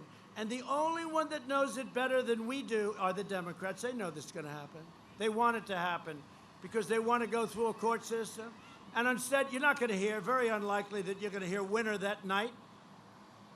I could be leading, and then they'll just keep getting ballots and ballots and ballots and ballots because now they're saying that the ballots can come in late. Well, what does that mean? And more importantly, they're going to be given, in some cases, a week or 2 weeks to count the ballots. So if we're waiting for one state, now think of it. If we're waiting, and they're talking about 5, 6, 7 states that have this problem. So if we're waiting for one state, does that mean the whole nation, the whole world is going to wait for one state? I won't use any names, but you have Pennsylvania, where you have a Democrat who, by the way, lost the case last week. We sued. We want him to open up his state, and we won on constitutional grounds. North Carolina, they have the state all locked up. So we're talking about these are the governors that run their states for Democrats. They really do. I mean, they run them. They're Democrat governors, and they're in charge of the count. We went to Nevada to make a speech. We had 5 different sites. The governor made it impossible, so we ended up at a different site. We had to get one This is the guy that's in charge of ballots. He was a political hack. Now he's the governor. And this guy is in charge of ballots. It's not going to work. It's going to be a disaster. And I want a smooth, beautiful transition, but they don't add the other part. But it's got to be an honest vote. And everybody knows. Just go back again. Look at Iowa. Look what happened. Just take a look at that. They still don't know who won. They didn't know weeks later. Remember, New Hampshire went. New Hampshire declared a winner. And essentially, they don't know what happened in Iowa. Except the difference is we're doing the same thing, but with tens of millions of ballots. This is a disaster waiting to happen, and they shouldn't let this system go. If you ask for a ballot, it's called solicited. You solicit. You want the ballot. It comes in. You sign it. You send it back. That's okay. But where they send millions and millions of unsolicited ballots, people get ballots they didn't even know they were getting them. Sign it. Sign it. Then there are people going around getting it signed. You know, when you have that, you don't need it. We have much more enthusiasm. We're so high up on enthusiasm, right? But it's very unfair because when you have somebody go knock on your door, sign, it's called harvesting. They're going to harvest ballots, even though in some cases, in most cases, it's illegal. It's illegal as hell, and it should be illegal. So this is a disaster waiting to happen, and the only hope we have, really, other than going through a long, unbelievable litigation at the end after it's over, because we're going to win. We're not going to lose this except if they cheat. That's the way I look at it.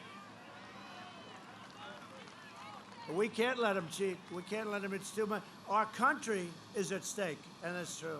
Our country is at stake because these people will destroy our country. We can't let this happen. And this is a scam. They know it. The media knows it, but the media doesn't want to cover it. They know exactly what's going to happen, and so do I. But the Democrats know better than all of us what's going to happen. So we can't let it, and if you see anything, you just have to report it and everything. We're all watching. Law enforcement's watching all over the place, but it's very hard to watch. You know, millions of ballots, very hard to watch. And it's the only way that's the only way we're going to lose is if there's mischief, and it'll have to be on a big scale. So be careful. And we do want a very friendly transition, but we don't want to be cheated and be stupid and say, oh, let's transit. We'll go and we'll do a transition. And we know that there were thousands and thousands of ballots that made the difference through cheating. We're not going to stand for it. We're not going to stand for it. So just remember, keep your eyes open. For decades, our opponents spent trillions of dollars rebuilding other countries. And now we're finally rebuilding our country. We invested $2.5 trillion in the U.S. military, all made in the USA. We launched the first new branch of the armed forces. Think of that. Since the Air Force 75 years ago, it's called Space Force. It's a big deal. See, that alone would be a big deal for, honestly, that alone would be a very big deal for a administration. We did, think of it, we now have a sixth branch of the United States Armed Forces. That's a big deal. But we did so much more, so much more. I mean, think of it, it's incredible. You know, we did probably the most. We'll have maybe even more than 300 federal judges, including Court of Appeals. And now we're going to have 3 Supreme Court judges. Their minds are blowing. Their minds. You know, you've had many presidents, never had 1 Supreme Court judge. We're going to have 3. Of all people, and that's a record, of all people, to get 3 Supreme Court justices in one administration, in one term, they are going crazy. They're saying, darling, tell me this is not happening. But you'll see it tomorrow at 5 o'clock. With the help of the incredible workers of Newport News and Norfolk Naval Shipyard, we will build 355. We're going to have a Navy again of 355 ships. That's what we need. That's been depleted. And they're already being built. We've got a few big ones, beauties being built, including aircraft carriers. Biden will slash military funding and shipbuilding will be shut down. It's going to be shut down like it used to be. We killed the founder and leader of ISIS, al-Baghdadi. We took out the world's #1 terrorist and mass murderer, Soleimani. I withdrew from last administration's disastrous Iran nuclear catastrophe. What a deal that was. $150 billion, $1.8 billion in cash. You ever see what 1.8 billion in cash? It's plane loads. These guys over there, they must have said, what the hell is this? They never saw money like that. We paid it. You know what we got for it? Nothing. Nothing. I kept my promise, recognized the true capital of Israel, and opened the American embassy in Jerusalem. I also recognized Israeli sovereignty over the Golan Heights. They've been working on that for 52 years. I got it done quickly. And instead of endless wars, we are forging peace in the Middle East. We even got nominated, right?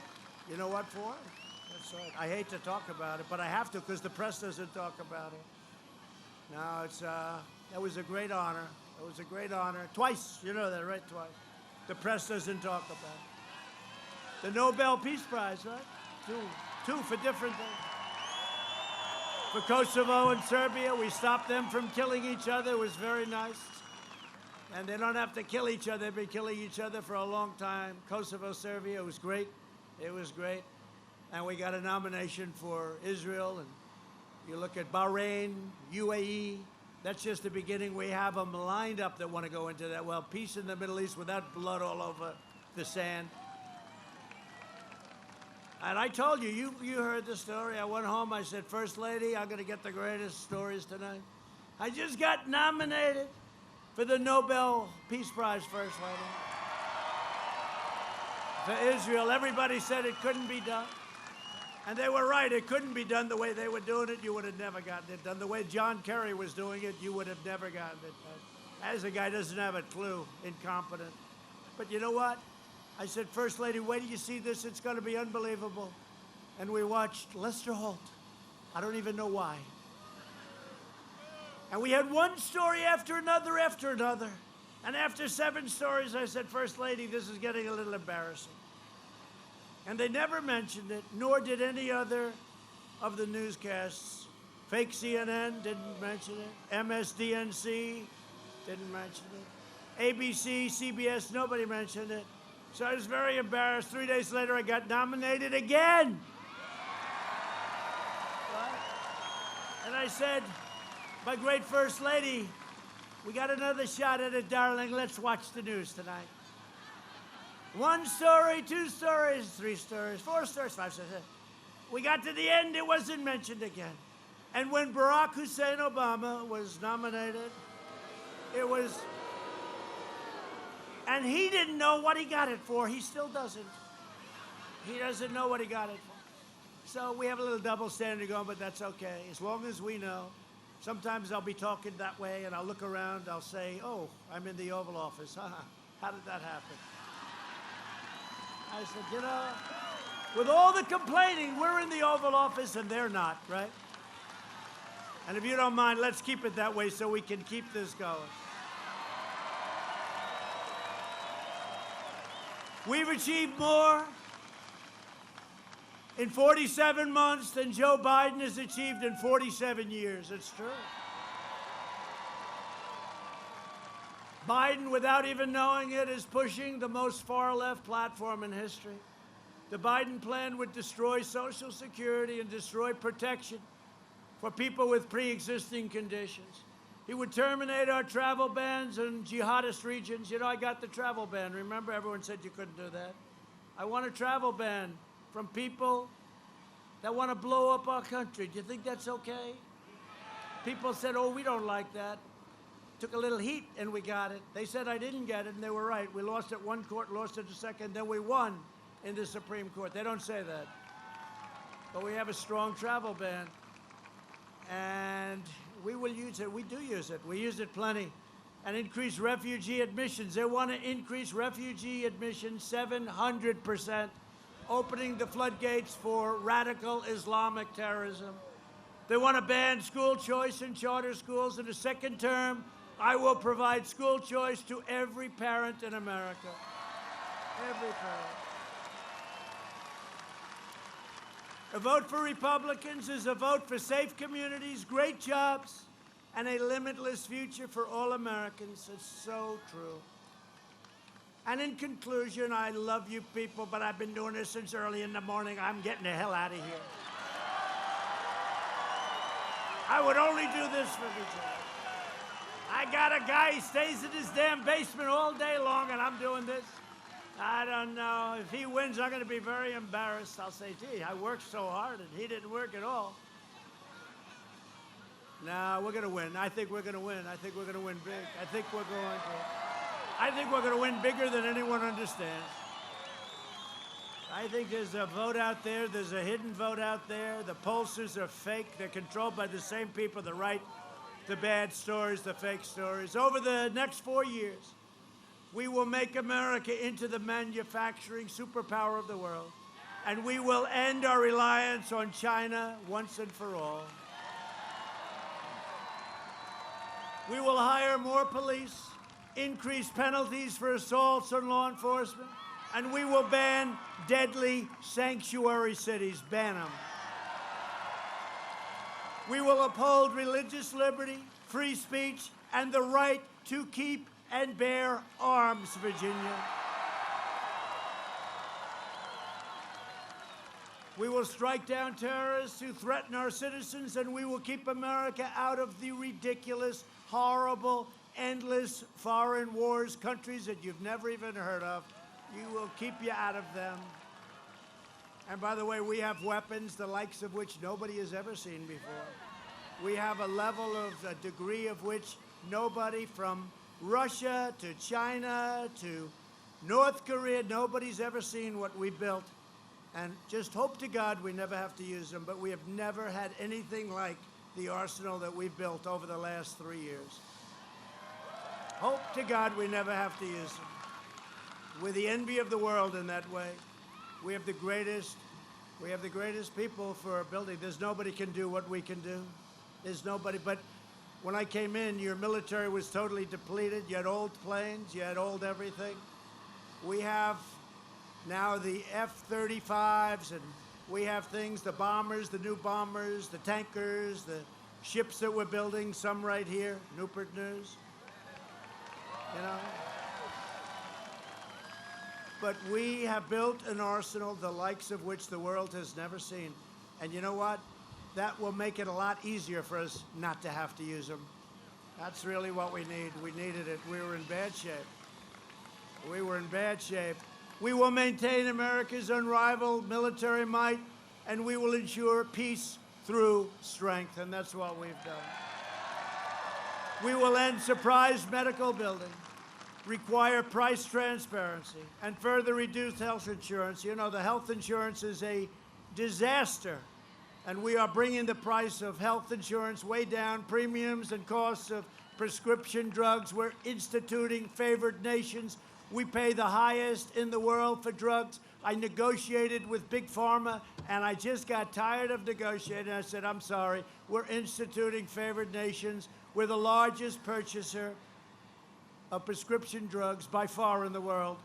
And I instituted what we call a favored nations clause, where we will pay the same price as the nation that pays the lowest price in the world. In addition to that, I instituted a rebate clause where we get the rebates instead of the middlemen. These are the richest people. I don't know who the hell they are, but the middlemen they're very rich, and they're not liking me too much. And you're going to see a lot of bad ads from Big Pharma. They've already started. Just remember, every time you see one of those ads, that means your drug prices are coming way down. And I mean by 50, 60, 70, and 80%. We'll strongly protect Medicare and Social Security. We will always protect patients with pre-existing conditions. Always, always.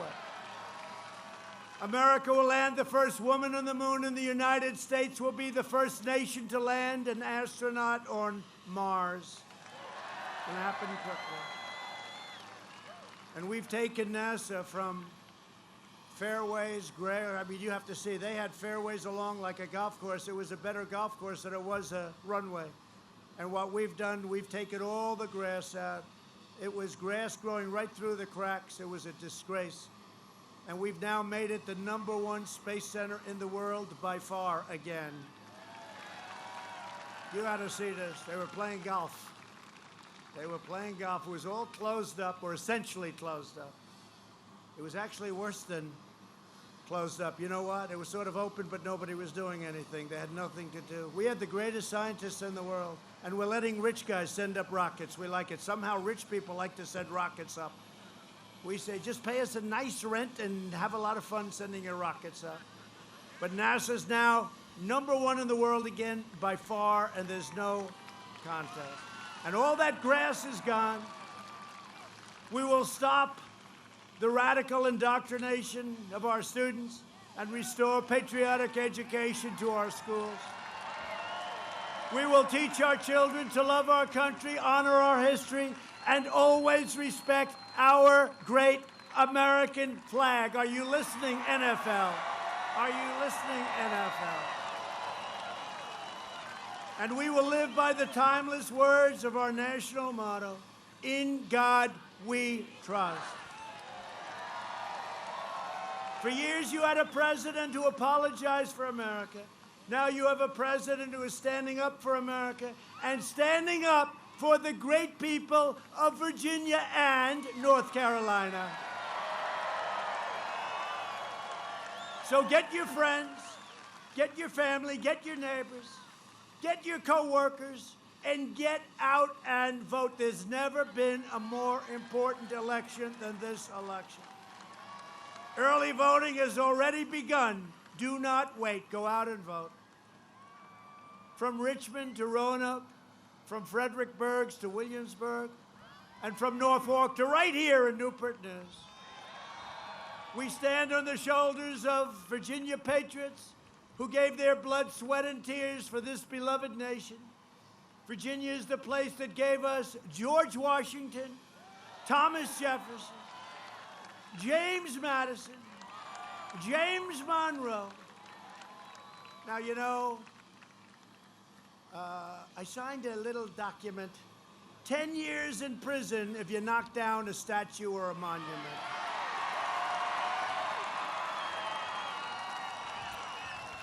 It's amazing how you haven't seen any of that lately. They were having a little fun, and now they were heading toward the Jefferson Memorial. I said, wait a minute. And I predicted that.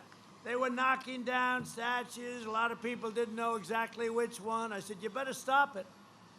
Because the next thing you know, they'll knock down the statue of Robert E. Lee, and they did. I said, you better stop it, or they'll be going after Thomas Jefferson and Washington and Abe Lincoln. And they started. And I said, what are we going to do here? I have some good people.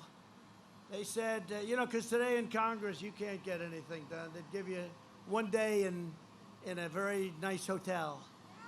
So I said, what are we going to do? They said, we'll take out an old law, and you can reinstitute it with an executive order. I said, what does it say? 10 years in prison, not jail. They used the word prison. I said, for what? You knock down a monument or a statue, you go to jail for 10 years. I said, give me that thing, get it to my office immediately. And I signed it.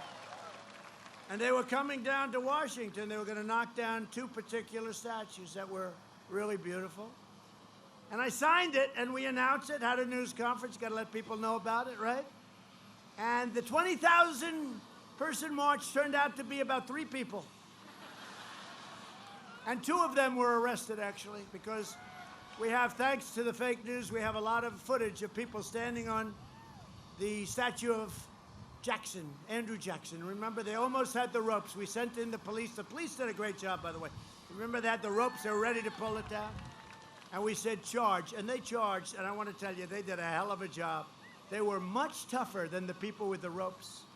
It took them about 2 minutes, and that was the end of the ropes. But it was close. They got there just in time. But you know what? Since I signed that, there's been no statues, no monuments that have been played with. Right? Federal. States have to do the same thing for their states.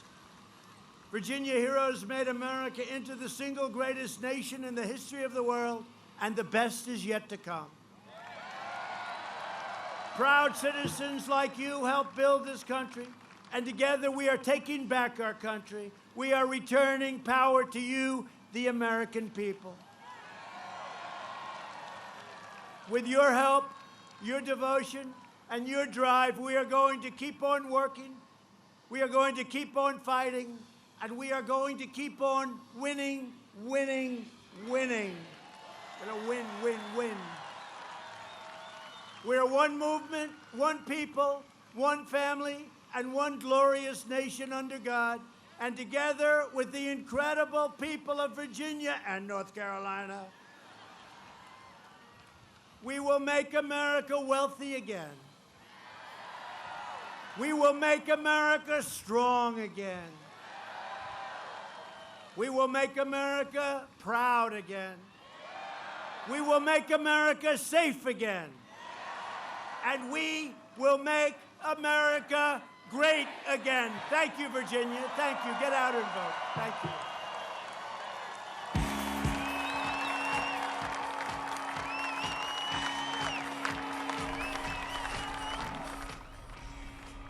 All right, President Trump wrapping up his lengthy rally in Newport News, Virginia, hitting on all of the subjects he usually does, especially previewing his highly anticipated announcement for a nominee to the Supreme Court to fill the vacancy left by the passing of Ruth Bader Ginsburg. President Trump was in 3 states today, Georgia, Florida, and Virginia. He's returning to Washington.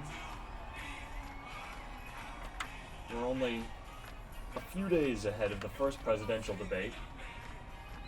The president going after Joe Biden.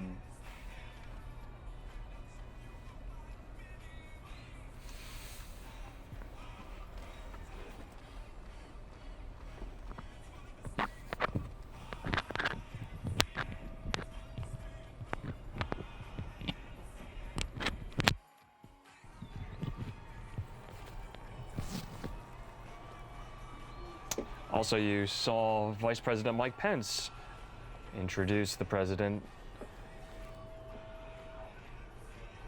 There's only 39 days before the November 3rd election. The president hammering his purported view that mail-in ballots will lead to rife voter fraud amid the electorate. But he hit all of his usual suspects tonight, hammering obviously Joe Biden and his running mate Kamala Harris, calling Nancy Pelosi crazy Nancy.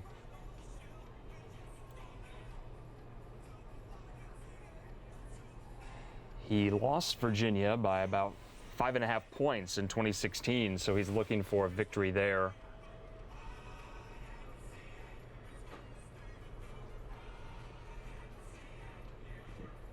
And we hope you tune in tomorrow for our continuing coverage of the life of Ruth Bader Ginsburg and also the highly anticipated announcement of President Trump's nominee. We can confirm, Fox sources are confirming that that nominee is Amy Coney Barrett.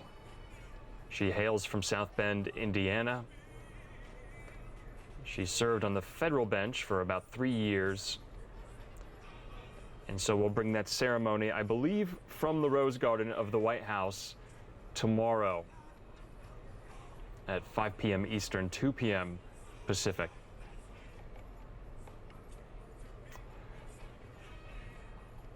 And you're seeing Air Force One there. The president just boarded en route back to D.C.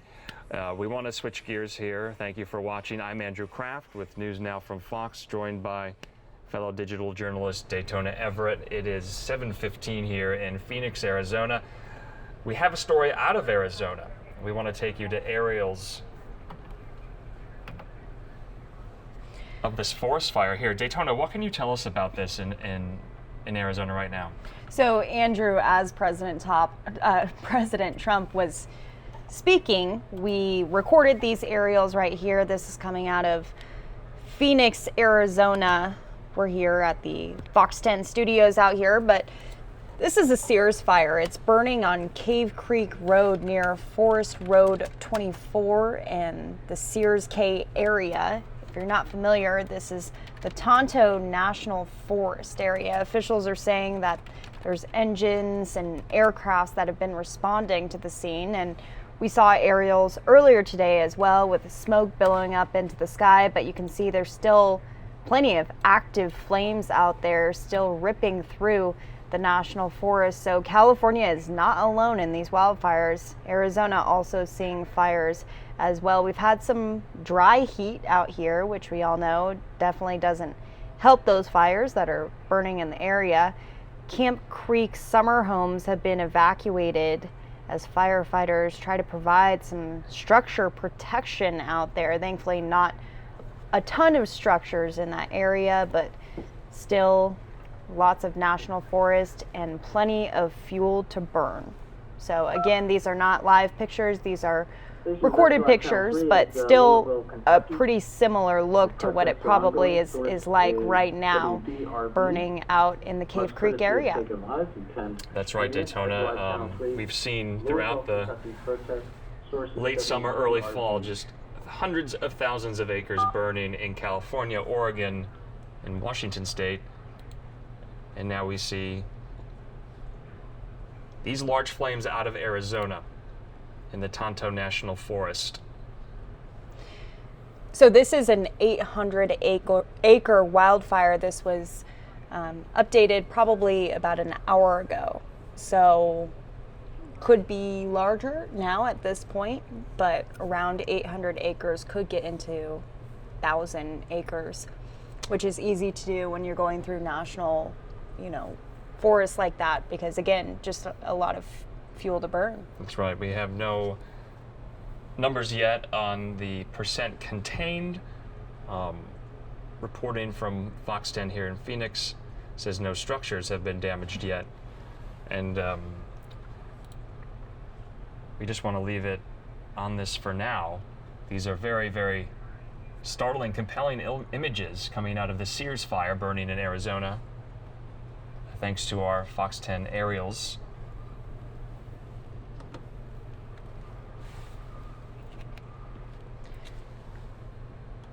So again, that's the Sears fire that is burning out here in Arizona. We're going to keep an eye on that and see if we can get any more information on exactly what started it or what the acreage is or percent contained. We'll, of course, continue to be following this right here on NewsNOW from Fox. But we're going to take a live look right now, different part of the country right here. Andrew, big story. That's right. We're looking at live pictures of the One World Trade Center, also known as the Freedom Tower in Lower Manhattan, where the radio spire is lit up in red, white, and blue in honor of the memory of Justice Ruth Bader Ginsburg. Now, for those of you who were watching this time last Friday, we were getting the breaking news that Justice Ginsburg had passed away last Friday night at the age of 87 due to complications from pancreatic cancer. And just a week after her death, the political implications of that are now playing out as we await President Trump to make the formal announcement of his decision and his nominee to replace her on the Supreme Court. Fox sources have confirmed that will be Amy Coney Barrett. She has served on the federal bench for the last 3 years. She hails from South Bend, Indiana. And so we will take that live tomorrow, 5 p.m. Eastern, 2 p.m. Pacific, for that Rose Garden ceremony where President Trump will formally nominate Amy Coney Barrett. We just want to keep it here on the One World Trade,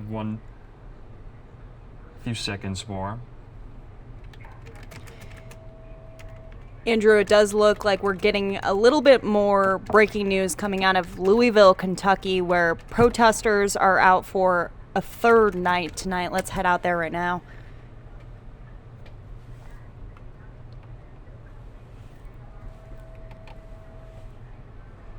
Let's see if we can get a little bit of audio on this shot. We were talking earlier how sometimes it's hard to read exactly what's going on the ground, but if we can listen in, we can kind of understand a little bit better about what the scene is.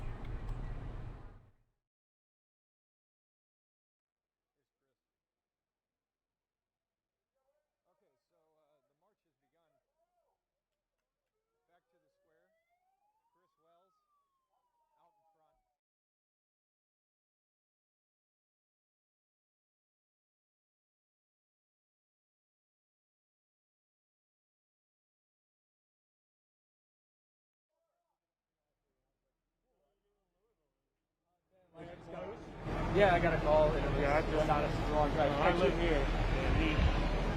Oh, yeah. Yeah. I work downtown. Yeah.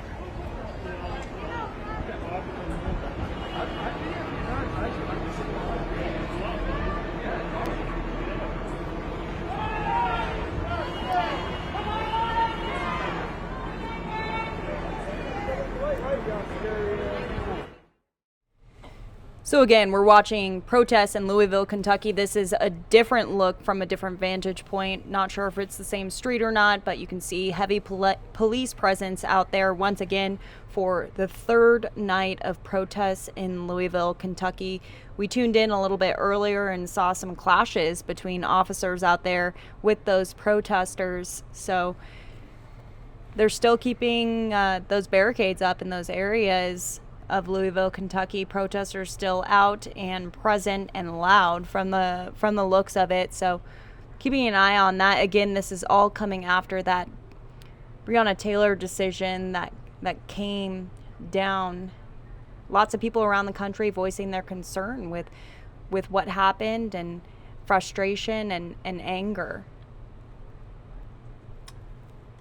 That's right, Daytona. The pictures we were seeing earlier in the afternoon, the police and protesters had maintained some distance between themselves. Now it looks like they're in direct discussions, talking to protesters. They're much closer than they were.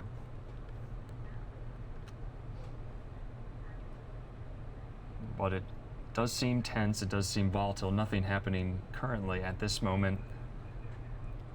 But we'll keep an eye out. Like Daytona said, the last 3 nights have seen continued protests over the Breonna Taylor case. Many public officials calling it, quote, a miscarriage of justice. Those are their words.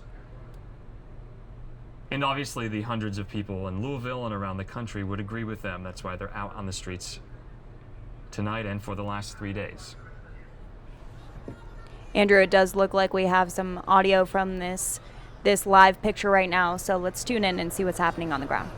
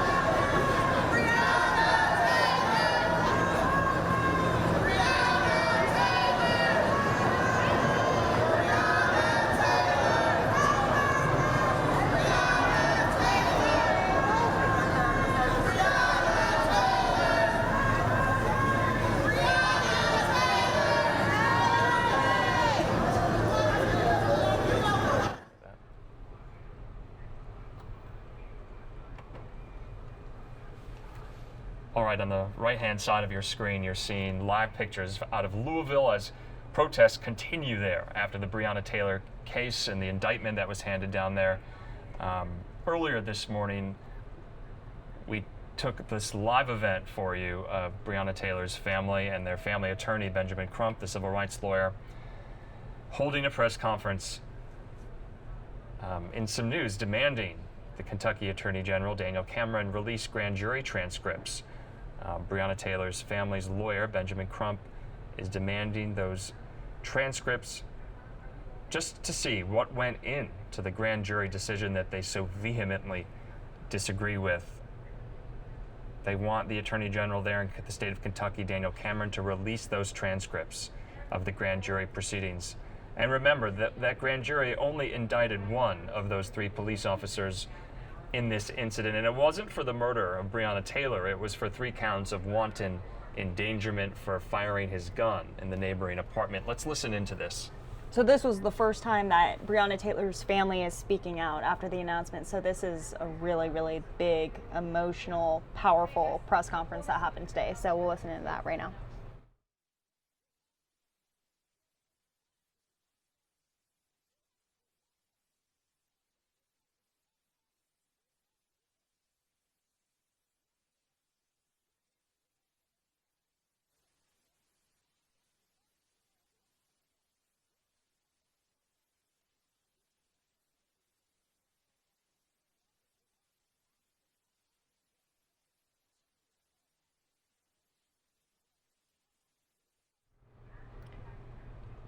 So it looks like we don't have audio on that right now. We're going to work on that real quick. So for now, we'll leave you with these live pictures of Louisville, Kentucky. We'll listen in right there.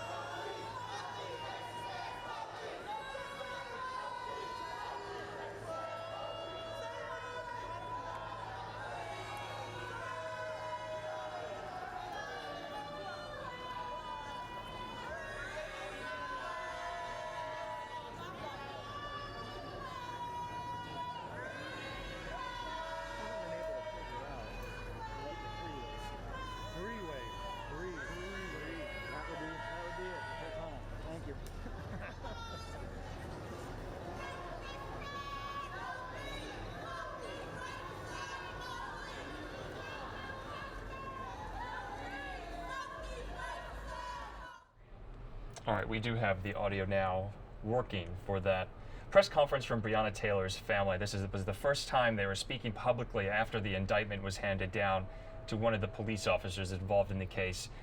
They're being represented by the civil rights lawyer Benjamin Crump. He's there in the shot as well.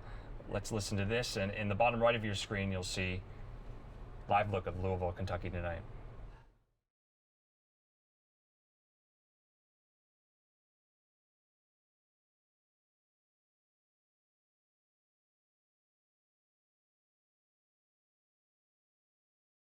Right. And guess what? Even if I was washing your car, it doesn't matter. I have a right to use my voice. 2 years ago, I was checking people in and out of a hotel too, while also practicing as a lawyer.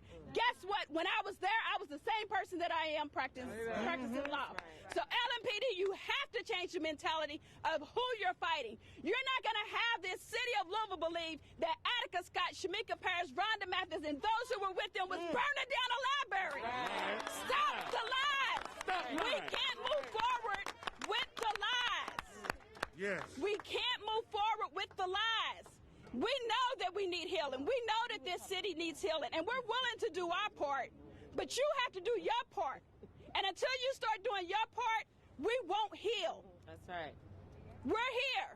Yeah. We're here when you're ready to listen to us, to come down. And I challenge those of you who are off today, you don't have to come down and protest, but I challenge you to come down here and listen to the people who are protesting. Exactly. Those of you who are elected officers, come down here during the day. Listen to the protesters. Business people who have sent me inboxes, we support you. Support us by coming down here, showing them that we're not just car washers checking people out. There's so many more people down here. And quit skewing. Media, quit skewing the way that people are protesting. You know the majority of the people down here are nonviolent.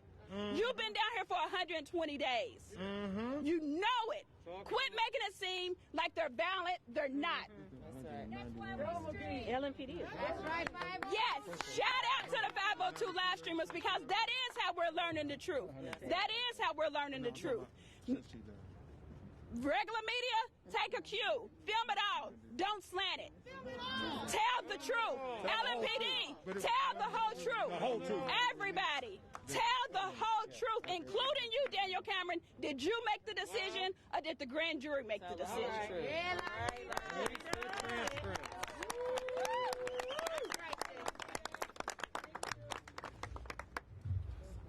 That's why I call her my co-warrior. That's right. Not co-counselor, co-warrior. Lanita Baker. Let me repeat that. Maybe they didn't hear me. That's why I call her my co-warrior. Not co-counselor, co-warrior. And Attorney Aguiar, the secret's out the bag now. The secret is out the bag. What a great, well-kept secret Kentucky has in attorney Lanita Baker. And boy, I tell you, it's a wake-up call to these elected officials because she represents the most talented, most articulate, most intellectual representative of this city that we have to offer. And so if you don't do your job, it's going to be people like like Lanita Baker or others who going to take your seat. You're going to lose your job. Before we bring this next champion of justice up, we want to have a statement from the family. You know, Sam and Trader Truth, for 191 days, people all across America, people elected in Washington like Senator Kamala Harris, people in the National Basketball Association and the Women's. All right, we want to switch gears here. There's some breaking news out of Los Angeles, California. And you're seeing there on the 405 freeway a car chase, a dangerous pursuit there. What looks like possibly that Jeep. You'll see the chopper headlight on it. And the 405 is one of the busiest freeways in LA County. So we're going to keep an eye on this. But we have some breaking news out of Los Angeles with a car chase.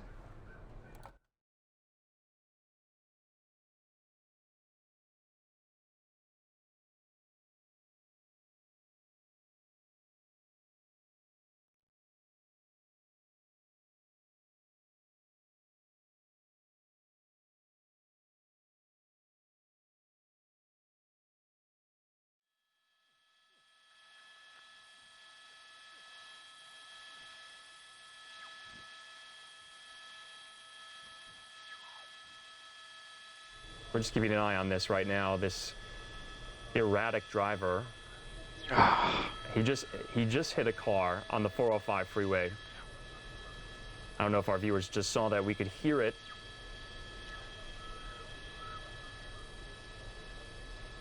But he's weaving in and out of traffic. Yeah, we're going to be approaching the 118 here shortly. There you see the sign for it. Just crossed Devonshire. I'm going to cross underneath the 118. Definitely driving like they're intoxicated. Susie, just swerving all over the place for no reason. And at almost every opportunity, getting ahead of cars and getting as close as possible. And in some cases, actually clipping. Let's see if he might do it again right now as we go underneath the ramps here with the 118. A little bit of heavier traffic as we make the merger with the northbound 5. This is one of the last drives to clear out on a Friday evening, so we'll see what this person does. We've been seeing him drive on the shoulder. There again, this has happened dozens of times now, getting way, way too close to vehicles. about as reckless as they come northbound on the 405. Coming up to Rinaldi, that'll be the last exit before we start to make the shuffle onto the northbound 5.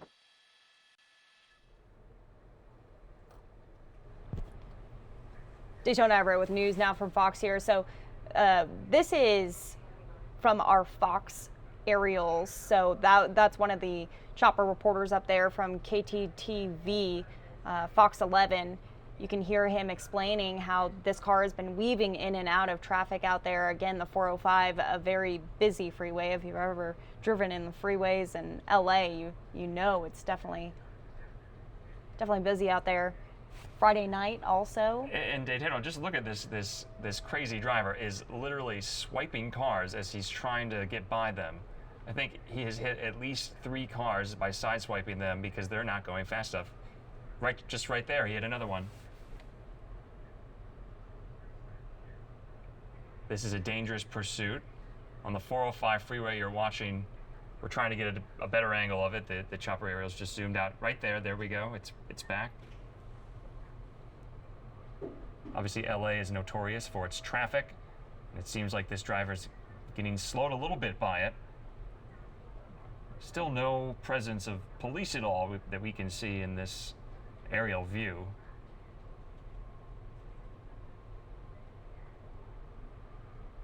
And he just hit another car again very narrowly, but still sideswiping several vehicles as he's making his way northbound on the 405. It's only 7:30 in Los Angeles at night, Friday night. No word on if the driver is a dangerous suspect, possibly inebriated, fleeing arrest. We don't know any of that. But obviously a very dangerous situation for other drivers on the 405 freeway. Yeah, you can see that spotlight following the car that's driving away. We were following a car chase earlier this week, I think yesterday, and they had in the top right-hand corner, you could see how fast they were going. I don't know how fast this car is going, but I would assume hitting easily the hundreds. That very well could be, and obviously, Daytona, California, this is almost a daily occurrence, especially in Orange County, LA County, for LAPD there. It seems like it's the car chase capital of the world, but look at this right now. I mean, it's a very dangerous situation for the other drivers on the road. I wouldn't want to be in that position. Again, you can follow that car with the spotlight right there. Seems like it got off the 405 freeway and is merging onto another one with hopefully less traffic, but speeds are up. I can't really tell what type of vehicle it is. It looks like some kind of Jeep or Bronco. And still no sign of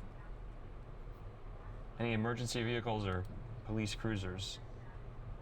This freeway is much less congested on this side. Speeds picking back up again. I believe we had speeds between 80 and 90 miles an hour when the driver is able to, at the very least, if he continues here, there's going.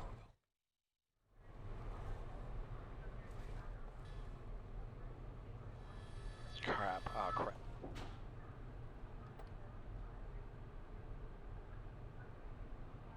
So it looks like we lost that shot for just a second there, but it's back up now. So we're going to continue following this. It looks like it's going in and out, so we'll wait for just a couple seconds to see if it comes back. If it doesn't, then we'll head off. All right, it looks like it's not coming back, so if it does come back, we'll go ahead and take that live. You're watching News Now from Fox. We're going to head back to that press conference from earlier today with Breonna Taylor's family making their first appearance since that decision was made by the grand jury. Definitely the top story this week. Let's tune in.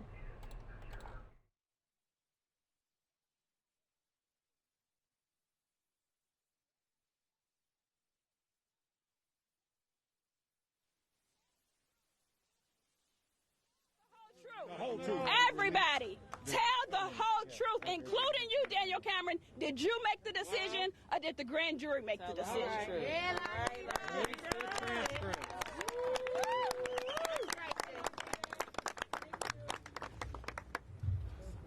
That's why I call her my co-warrior. That's right. Not co-counsel, co-warrior, Lanita Baker. Yes. Let me repeat that. Maybe they didn't hear me. That's right. That's why I call her my co-warrior. That's right. Not co-counsel, co-warrior. That's right. And Attorney Aguiar, the secret's out the bag now. Yeah. The secret is out the bag. What a great, well-kept secret Kentucky has in Attorney Lanita Baker. And boy, I tell you, it's a wake-up call to these elected officials because she represents the most talented, most articulate, most intellectual representative of this city that we have to offer. Yeah. And so if you don't do your job, it's going to be people like like Lanita Baker We're gonna take your or others who going to take your seat. That's right. You're gonna lose your job.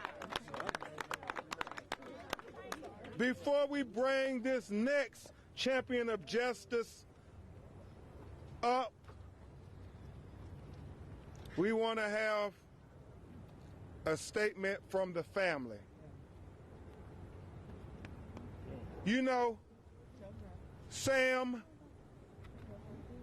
and Trader Truth, for 191 days, people all across America, people elected in Washington like Senator Kamala Harris, people in the National Basketball Association and the Women's National Basketball Association, NFL players, celebrities who we all called to the protest. Y'all remember they came to the Capitol like Jada Pinkett Smith and Common and so many others, but Rhapsody, so many others, but more importantly, just regular people, regular folk, black, white, Hispanic, Native, all over the world have been saying, say her name. Yes. And how insulting was it on the indictment that Kentucky Attorney General Daniel Cameron didn't mention her name one time? So, Tamika Palmer, before we bring your sister up to speak, I want you all to do me a favor. Since he didn't say it in the indictment, say her name. Breonna Taylor. Say her name. Breonna Taylor. Say her name. Breonna Taylor. Say her name. Breonna Taylor. Say her name. Breonna Taylor. Say her name. Breonna Taylor. Say her name. Breonna Taylor. Say her name. Breonna Taylor. Yeah, next we will hear from the sister of Tamika Palmer, the aunt of Breonna Taylor, Bianca Austin, who I will tell you, before we were fighting for Breonna Taylor, she was like the lawyer on the front line, leading the... All right, you just saw that the car come to a screeching halt on a highway near Los Angeles. It's been going for about 10 minutes. And the driver is now out of the vehicle. You can see the chopper beam light on him. He has exited the vehicle. This is obviously a very dangerous situation since he's heading into incoming traffic on a very, very busy California interstate.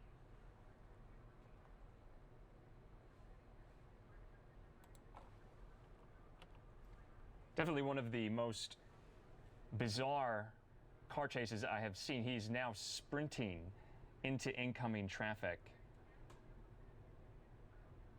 And still no police officers are in sight. I don't know what, oh, I apologize. We now see them. There are two cruisers. and he may be going in there towards them to surrender.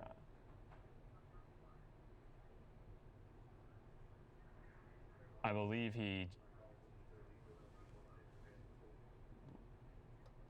just fell backwards. I'm not sure if the police either tased him. It appeared to be that he fell backwards, possibly from a taser. I don't know. But he is now in custody after this 10 to 12 minute high-speed chase on the 405 freeway, disrupting traffic, sideswiping several cars.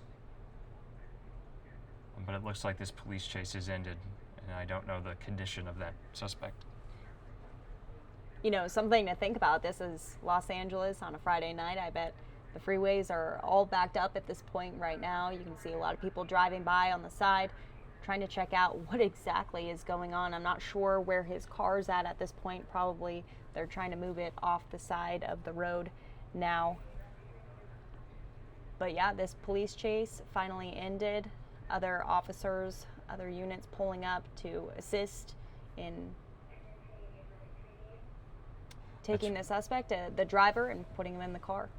That's right, Daytona. We don't have very good pictures so far that our helicopter's light is no longer on the police or the suspect there. So we're going to take it back over to Breonna Taylor's family, who was making a statement earlier this morning with their attorney on that grand jury indictment.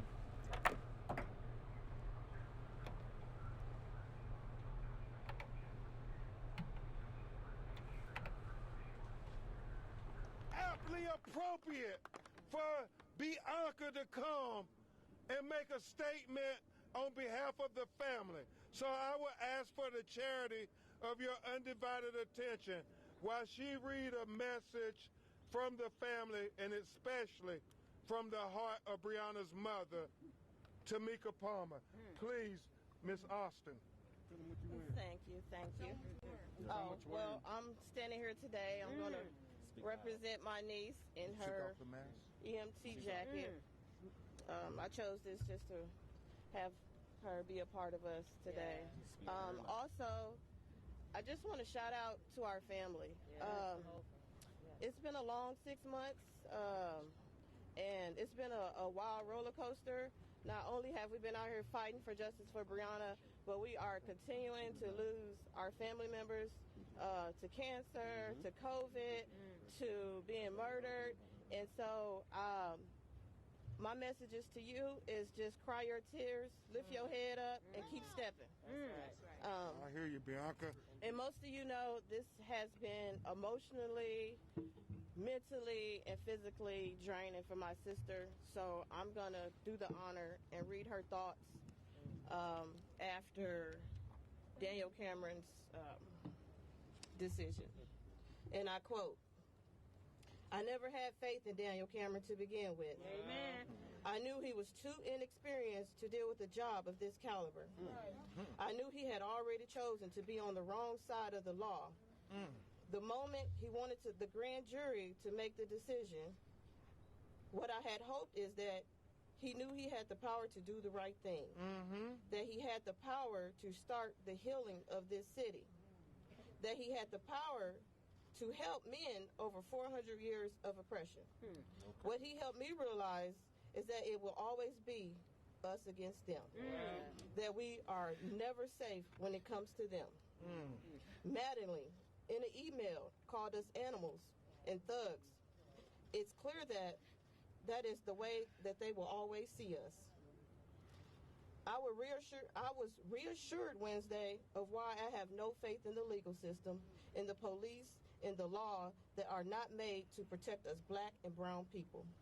But when I speak on it, I'm considered an angry black woman. But know this, I am an angry black woman. I am not angry for the reasons that you would like me to be. That's right. I'm sorry. But angry because our black women keep dying at the hands of police officers and black men. okay. Angry because our children are dying at the hands of police officers. And I'm angry because this nation is learning that our black women dying at the hands of police officers, and this is not okay.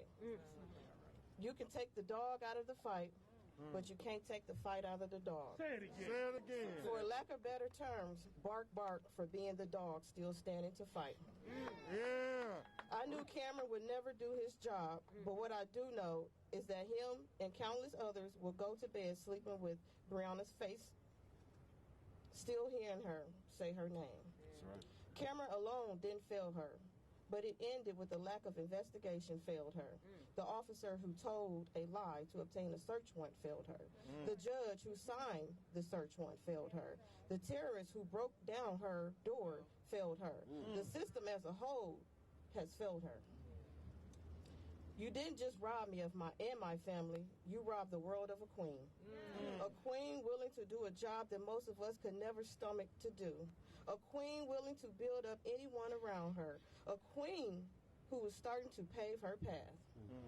I hope you never have to know the pain of knowing your child is in need and help and you're not able to give them. I hope you never hear the sounds of seeing someone cry and beg for your child to get help, and she never receives help. Those cries was ignored. I hope you never know the pain of your child being murdered 191 days in a row. Tamika Palmer. I am so sorry. So sorry you got to go through this. So sorry. It's unacceptable. But your family got your back. Yes. You're not going nowhere. We got your back. Until freedom has your back. That's right. Lanita has your back. That's right. Ben has your back. Your daddy has your back. And guess what? This park. These people that's out here stomping on these grounds has your back. That's right. Stomping on these grounds. That's right. Fresh out. Fresh out. Sam got her back. Oh, you know. God got your back. That's right. And God definitely. That's it. I love him. Thank you. Thank you, Bianca. And thank you for reading. Thank you for reading the words from a mother's heart. A heart that is broken. Thank you, Bianca. That was heartfelt. Every mother around the world could feel Tamika's pain.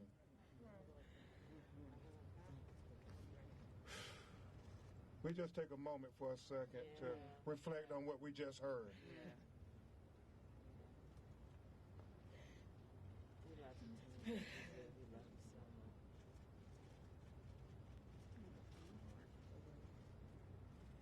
Just know we love you, Tamika Palmer. We're standing with you.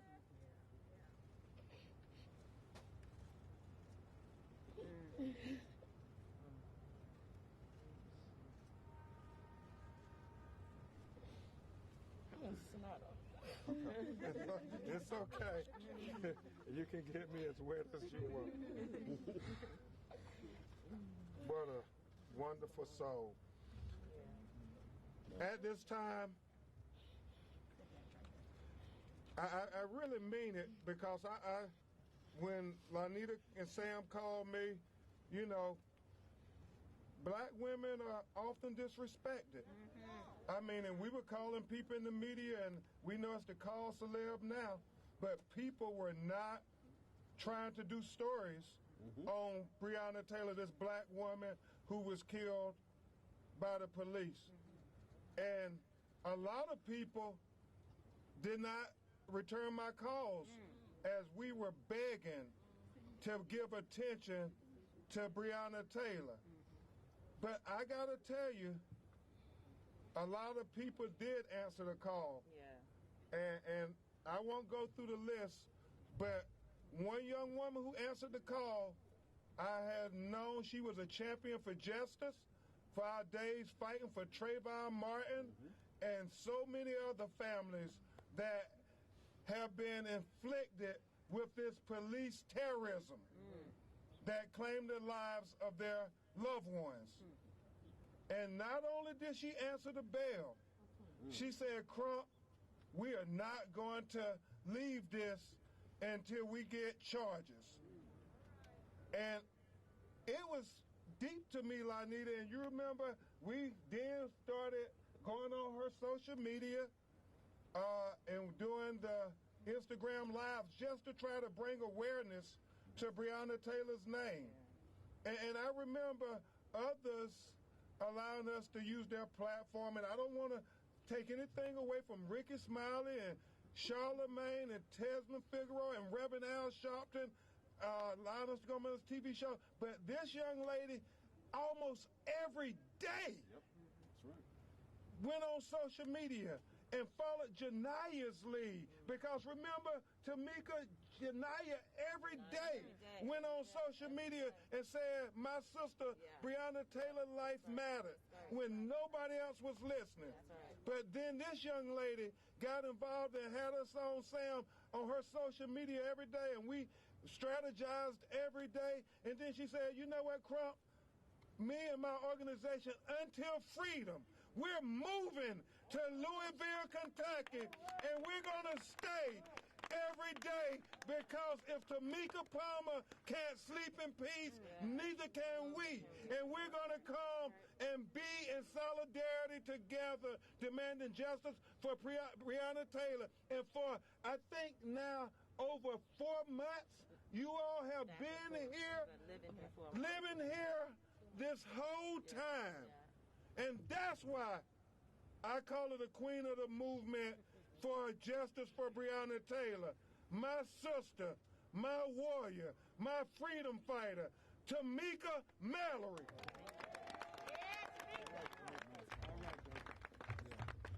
No justice. No peace. No justice. No peace. No justice. No peace. No justice. No peace. And if there ain't gonna be no justice, there ain't gonna be no peace. That's right. You know, I want to read something to you all that I learned of just a day after Daniel Cameron's decision. It says, it is a great honor to receive the endorsement of the bipartisan Kentucky Fraternal Order of Police.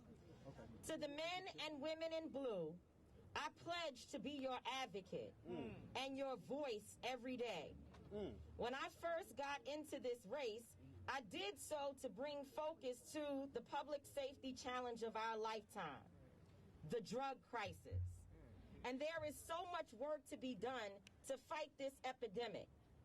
I am humbled to have this endorsement, and as a chief law enforcement officer in Kentucky, I will work every day to make our communities safer and our families and citizens more secure. Half of that statement is from Daniel Cameron when he received the endorsement of the FOP, one of the most racist organizations that exist in America. You better talk. I got time today. Okay.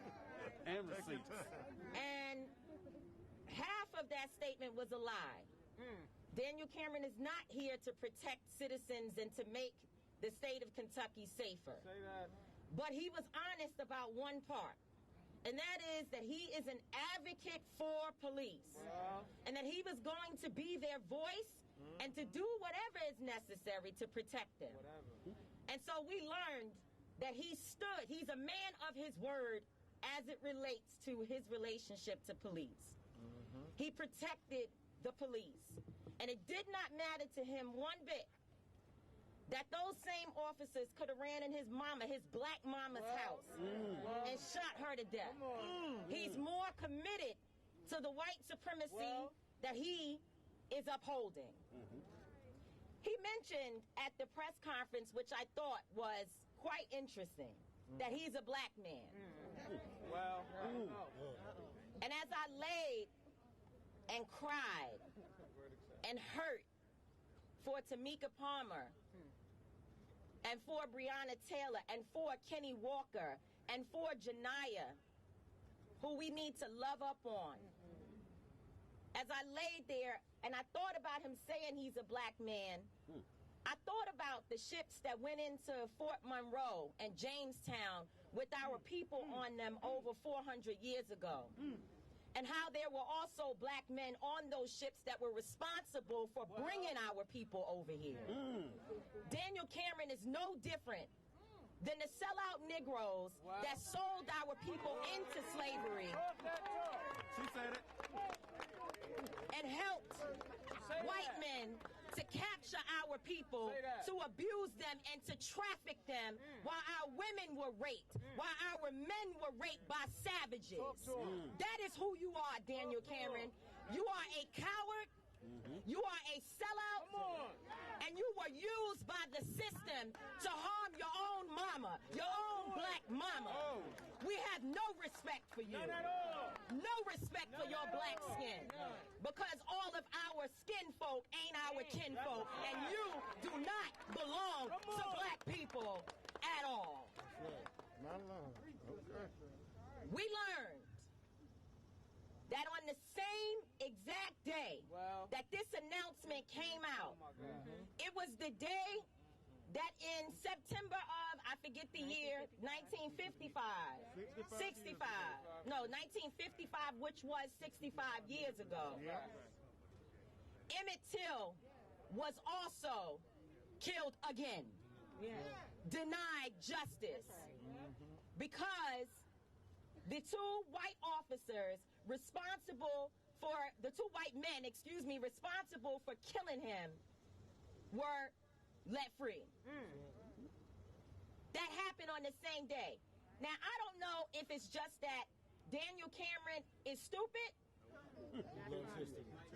or that he is very, very, very clear about history and made a decision to wait 6 months and come forward with this announcement, this garbage that we received on the exact same day that Emmett Till's family received the same result. And the Historical Society. And the You better talk, girl. You better talk. You better talk. But I want you to understand how wicked he is. That's right. How wicked he is. And how wicked this system is. The whole damn thing. Attorney Sam Aguiar, and I hope I don't get in trouble for this, but I gotta say it. Y'all know I push the envelope too far all the time. That's all right. Attorney Sam Aguiar said he spoke to the Attorney General's office and told them, do not have Tamika Palmer come all the way to Frankfurt, which is an hour drive away, to hear bad news and have to drive back.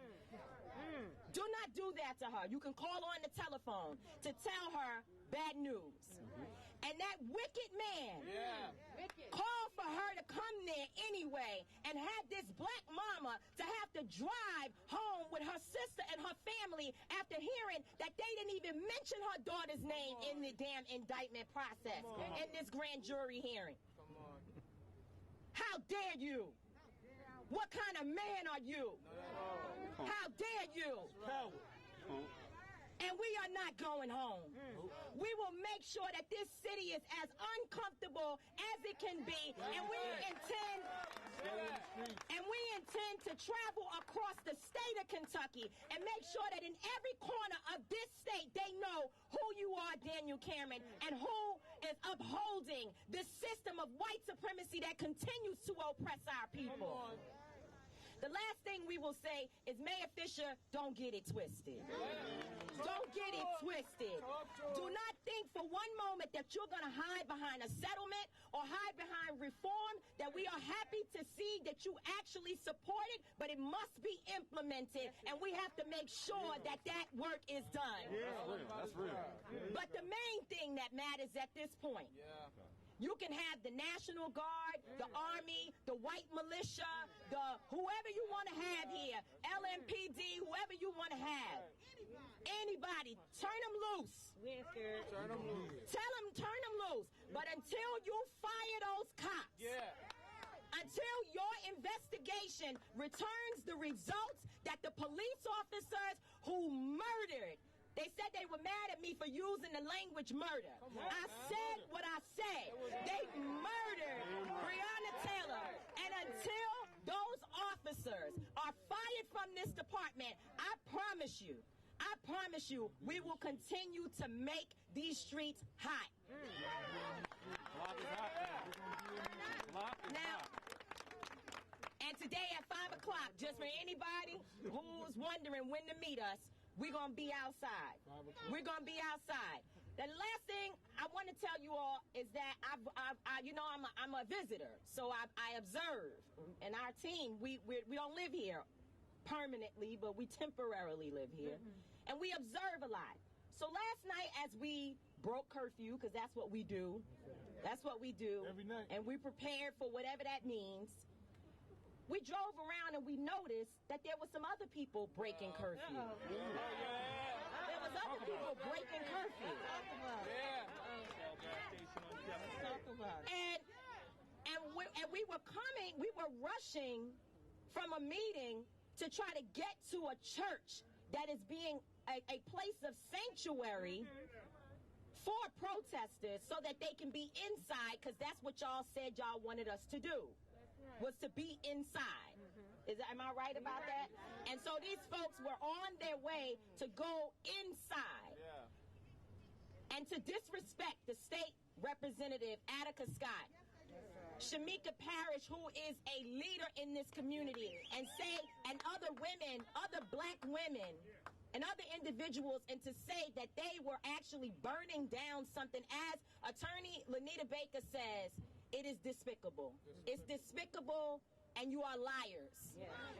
But as I was riding around and we saw all these people in one place at a Shell gas station that is not far from here. Jefferson and First.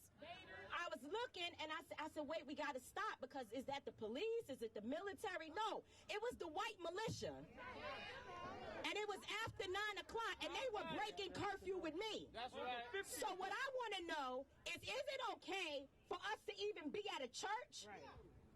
And they can be outside, but we can't be at a church. I thought Mayor Fisher said that he wanted the churches and the mosque and other places to open up. Why were they arrested last night, and yet the white militia was allowed to be outside after 9 o'clock? Because they said, listen, Louisville residents, I want you to be clear about what they said. They said that the owner of the Shell gas station, had the white militia on their property to protect them. So they're telling you who they with. So if you continue to go to the Shell gas station as a person, a black person in this city, or any person who claims to support our cause, you got it twisted. Boycott baiters. You boycott baiters immediately.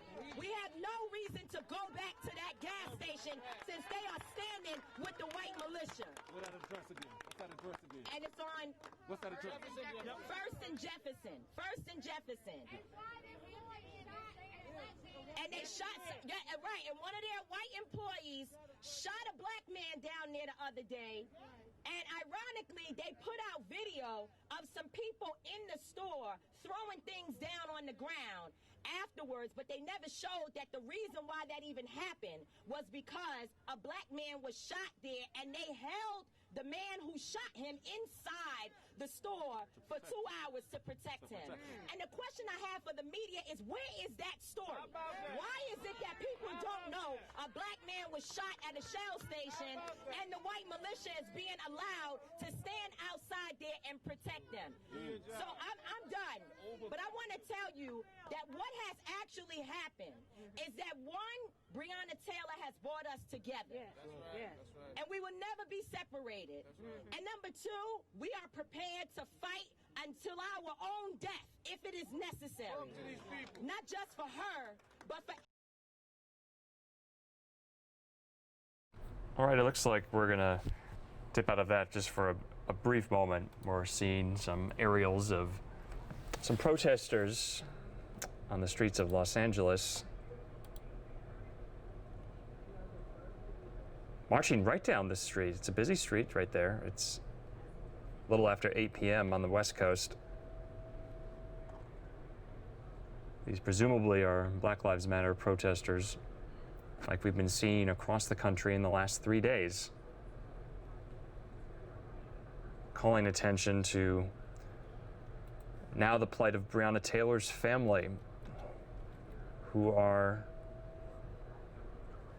not pleased, that may be an understatement, with the indictment handed down by Kentucky Attorney General and that grand jury on Wednesday.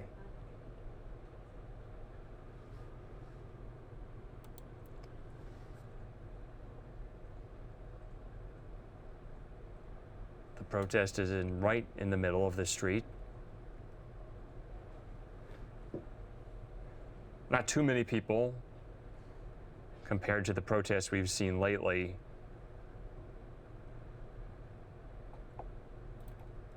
Even yesterday in the Bay Area, we saw a car caravan, a slow-moving procession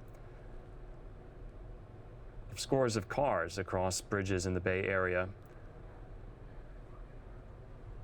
demanding justice in the Breonna Taylor case. Now, Andrew, I'm seeing reports that last night, during the second night of protests in Hollywood over the shooting death of Breonna Taylor, a demonstrator was actually hit by a black SUV. So that's big news right there. The person was knocked to the ground and later hospitalized for treatment of injuries. This is according to, of course, reports from the scene. So we're just keeping a close eye on that. Scary situation down there for a lot of these protests. That's right, Daytona, and unfortunately, by marching on these active, busy streets, especially in Hollywood, protesters run the risk of getting hit by cars, whether on accident or purposefully. If they're blocking egress or intersections.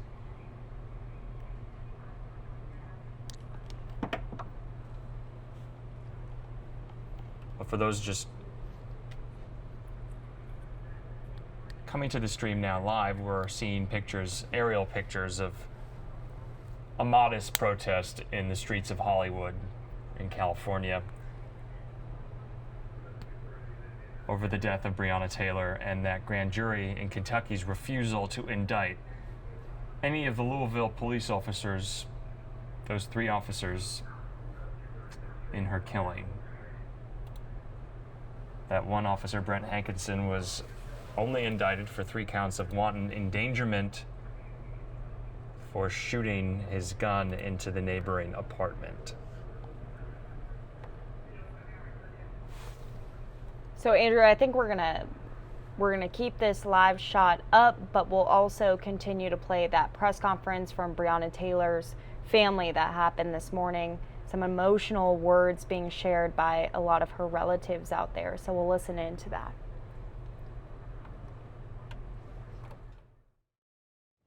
That those same officers could have ran in his black mama's house and shot her to death. He's more committed to the white supremacy that he is upholding.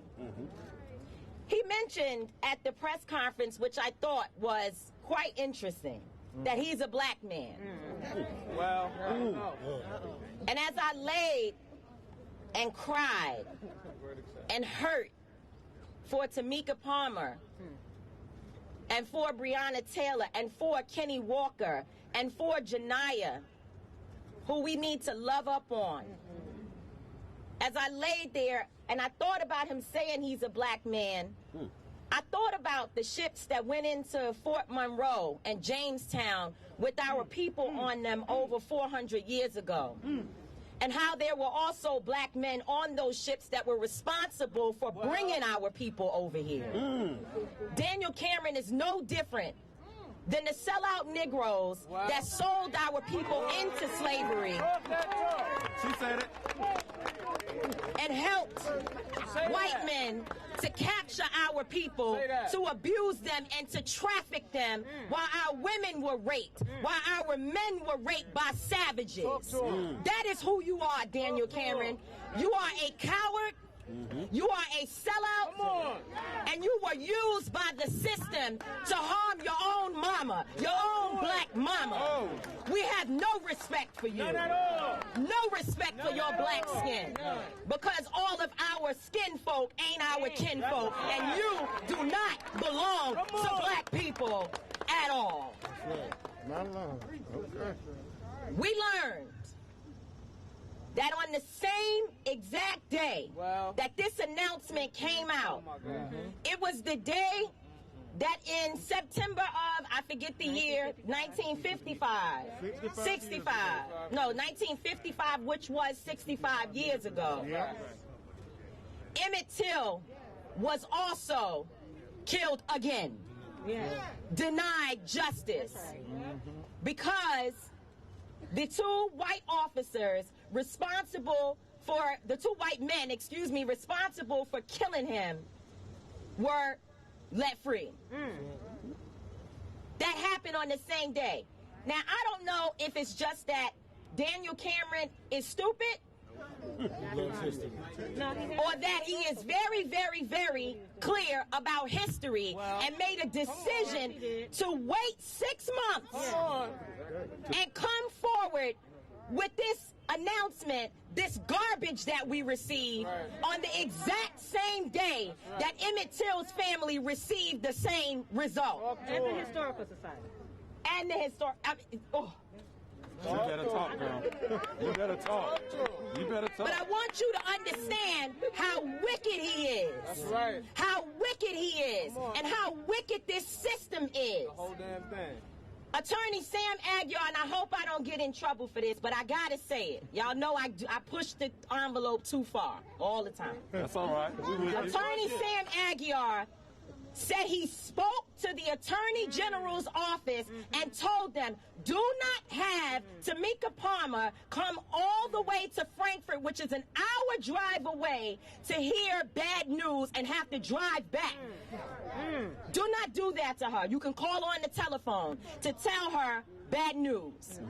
And that wicked man called for her to come there anyway and had this black mama to have to drive home with her sister and her family after hearing that they didn't even mention her daughter's name in the damn indictment process in this grand jury hearing. How dare you? What kind of man are you? How dare you? And we are not going home. We will make sure that this city is as uncomfortable as it can be, and we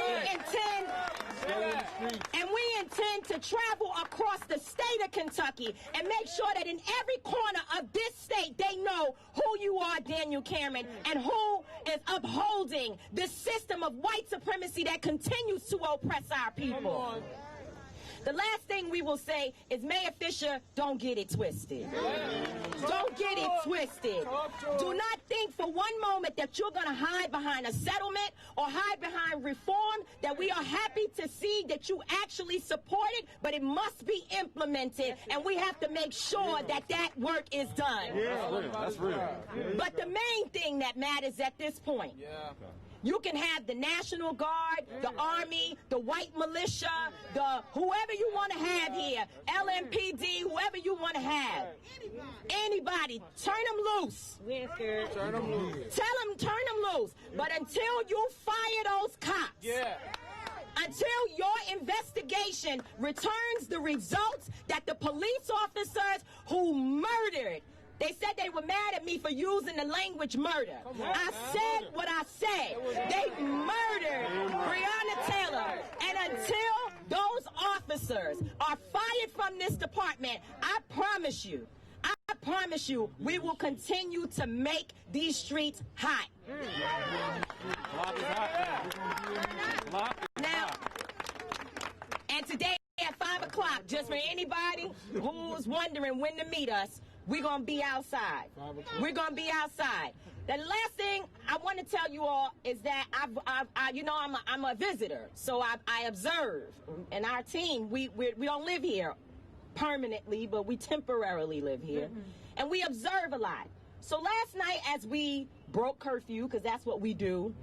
That's what we do. Every night. And we prepared for whatever that means.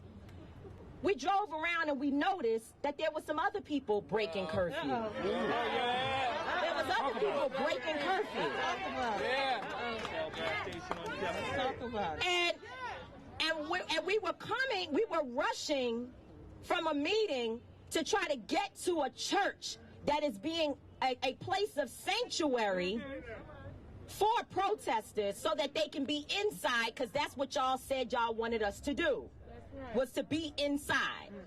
Am I right about that?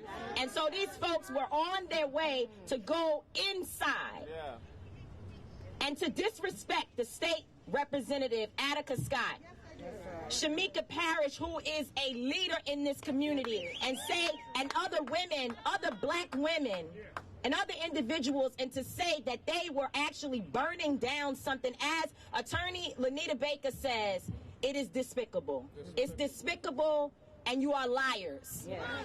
Straight up. But as I was riding around and we saw all these people in one place at a Shell gas station that is not far from here. Jefferson and First. I was looking and I said, wait, we got to stop, because is that the police? Is it the military? No, it was the white militia. And it was after 9 o'clock, and they were breaking curfew with me. That's right. So what I want to know is it okay for us to even be at a church? Right.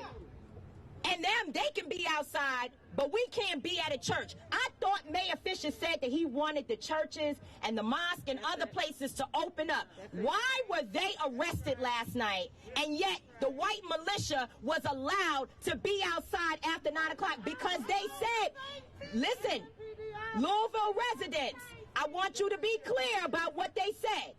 They said that the owner of the Shell gas station, had the white militia on their property to protect them. So they're telling you who they with. So if you continue to go to the Shell gas station as a person, a black person in this city, or any person who claims to support our cause, you got it twisted. Boycott Baiters. You boycott Baiters immediately. We have no reason to go back to that gas station since they are standing with the white militia. What's that address again? And it's on... What's that address? First and Jefferson. And they shot, right, and one of their white employees shot a black man down there the other day. And ironically, they put out video of some people in the store throwing things down on the ground afterwards, but they never showed that the reason why that even happened was because a black man was shot there, and they held the man who shot him inside the store for 2 hours to protect him. And the question I have for the media is, where is that story? Why is it that people don't know a black man was shot at a Shell station and the white militia is being allowed to stand outside there and protect them? So I'm done. But I want to tell you that what has actually happened is that, one, Breonna Taylor has brought us together. And we will never be separated. And number two, we are prepared to fight until our own death, if it is necessary. Not just for her, but for every single little Breonna Taylor that is watching us, not for what Dr. King did, not for what Coretta Scott King did, not for what those did in the past. They want to know what this generation is going to do to stand for freedom and justice. And I'm telling you, we didn't come to play. God bless you.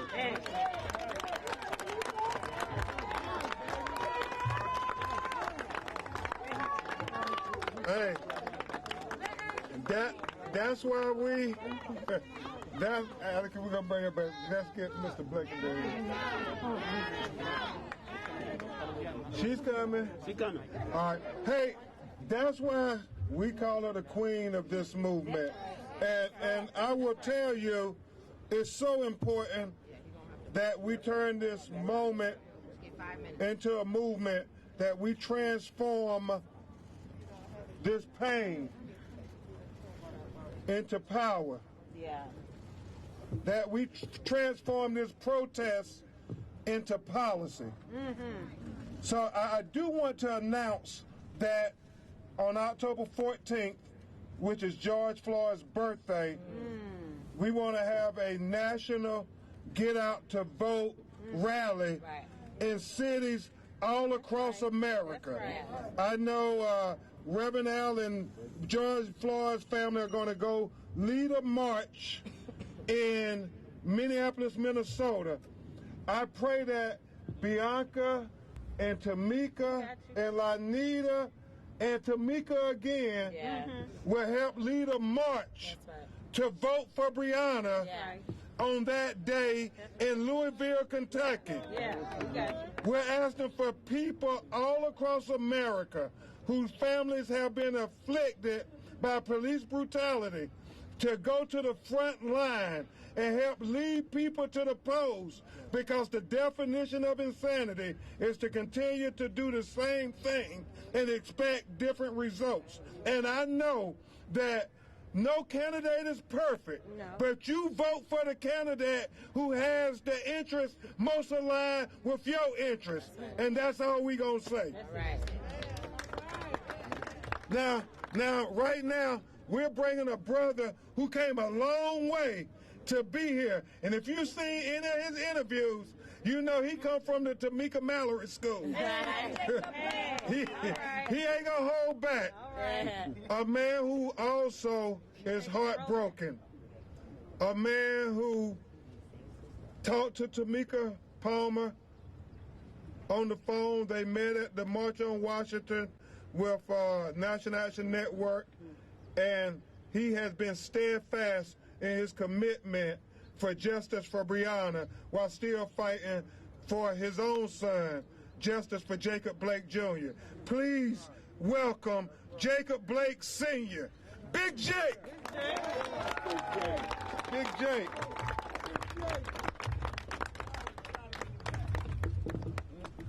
That's right, Big Jake.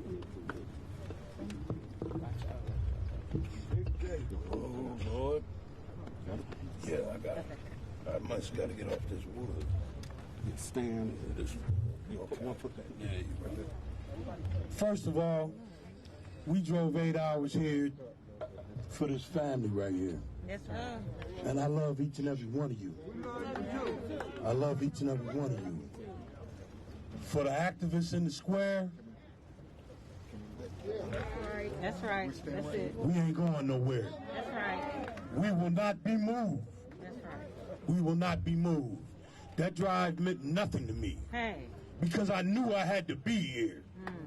I knew I had to be here, standing next to my fraternity member. We didn't choose this fraternity. This fraternity chose us. So if we lay down and let them run over us, then who would we be? That's right. Where would we go? We couldn't look you all in the face if we didn't stand up the way we were supposed to stand up. And Daniel, it's not a photo op with Mitch McConnell or Donald Trump. Did you say her name? Did you say her name? No, we didn't. Don't come bringing us that shucking and jiving stuff. Nobody's ready for that. No. We're tired of that. Don't shuck and jive and bojangles your way across the street. Face this family. Turn on the lights. That's right. Turn them on. Show the truth. Show what you did and what you did not do. Yes, sir. We're tired of it. Enough is enough. Amen. I know what this sister goes through. You all don't understand when it's your child. You can't fathom the emotions that you go through every night. You hear them talking to you. They're not there, and you hear them talking to you. I knew this family needed some energy, and I said, I'm coming. I'm coming. Yes, you did. Because we ain't going to lay down anymore. That's right. You cannot stop the revolution. Say that. You can't stop the revolution. You cannot stop it. I stand here today in Louisville, Kentucky, one of my favorite cities. Hey. Muhammad Ali came from here. I've made salat with Muhammad Ali so many times you wouldn't believe it. I've heard so many stories about it was a chicken place with biscuits here he was talking about. I'm here for this family. And if you think you got a sucker standing in front of you, Hey, talk to him. if you think you got a sellout standing in front of you, Talk to him. my son gave me the power to come over here today. He cannot stand for himself today. So I stand for him. We stand for him. We are family. We are community. It takes everyone to stand up and say something. That's right. You cannot get rolled over. Jacob is standing for the family of Brianna. Jacob's standing for Brianna. That's right. Did he say her name? Did Daniel Cameron say her name? And that's what he is. Well, That's what he is. Okay.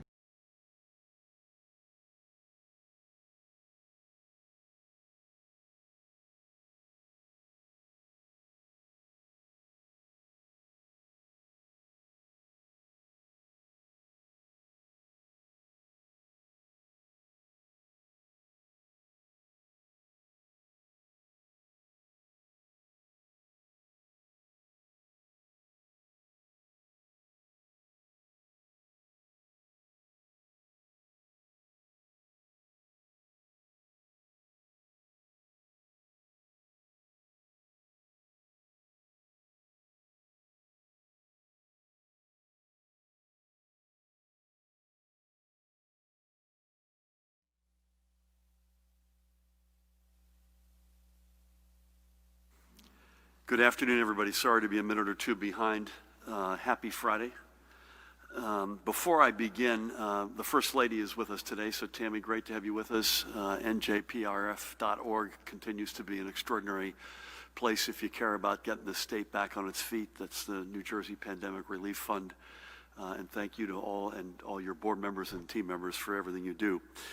But I also raised Tammy because I know that she would join me in sending best wishes to a couple of gubernatorial colleagues and First Lady colleagues. On the left, you've got Missouri Governor Mike Parson and his First Lady Teresa Parson. And on the right, our good friends Virginia Governor Ralph Northam and First Lady Pam Northam. And I believe all four of these folks have tested positive for coronavirus within the past 48 hours. So we've communicated with all four. In fact, we send our best wishes for speedy recovery. We wish them well. We will see them, I suspect, on an upcoming White House VTC, Judy and Pat, I'm sure, sooner than later. This proves, by the way, this virus knows no bounds geographically, politically, or otherwise. And Ralph, by the way, is a medical doctor, a pediatrician, and a renowned pediatrician. So it also doesn't stop at the borders of, as we know painfully all too well, of our healthcare community. So we wish not just to each of those couples well, but the people of their respective states as well, as so many of their residents continue to fight this pandemic, as they do right here.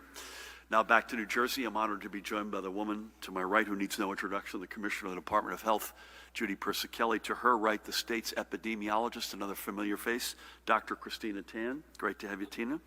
To my left, a guy who needs no introduction, the Superintendent of the State Police, Colonel Pat Callahan. Jared Maples, nice to have you with us, who directs the Office of Homeland Security and Preparedness. I mentioned the First Lady and the rest of the team members.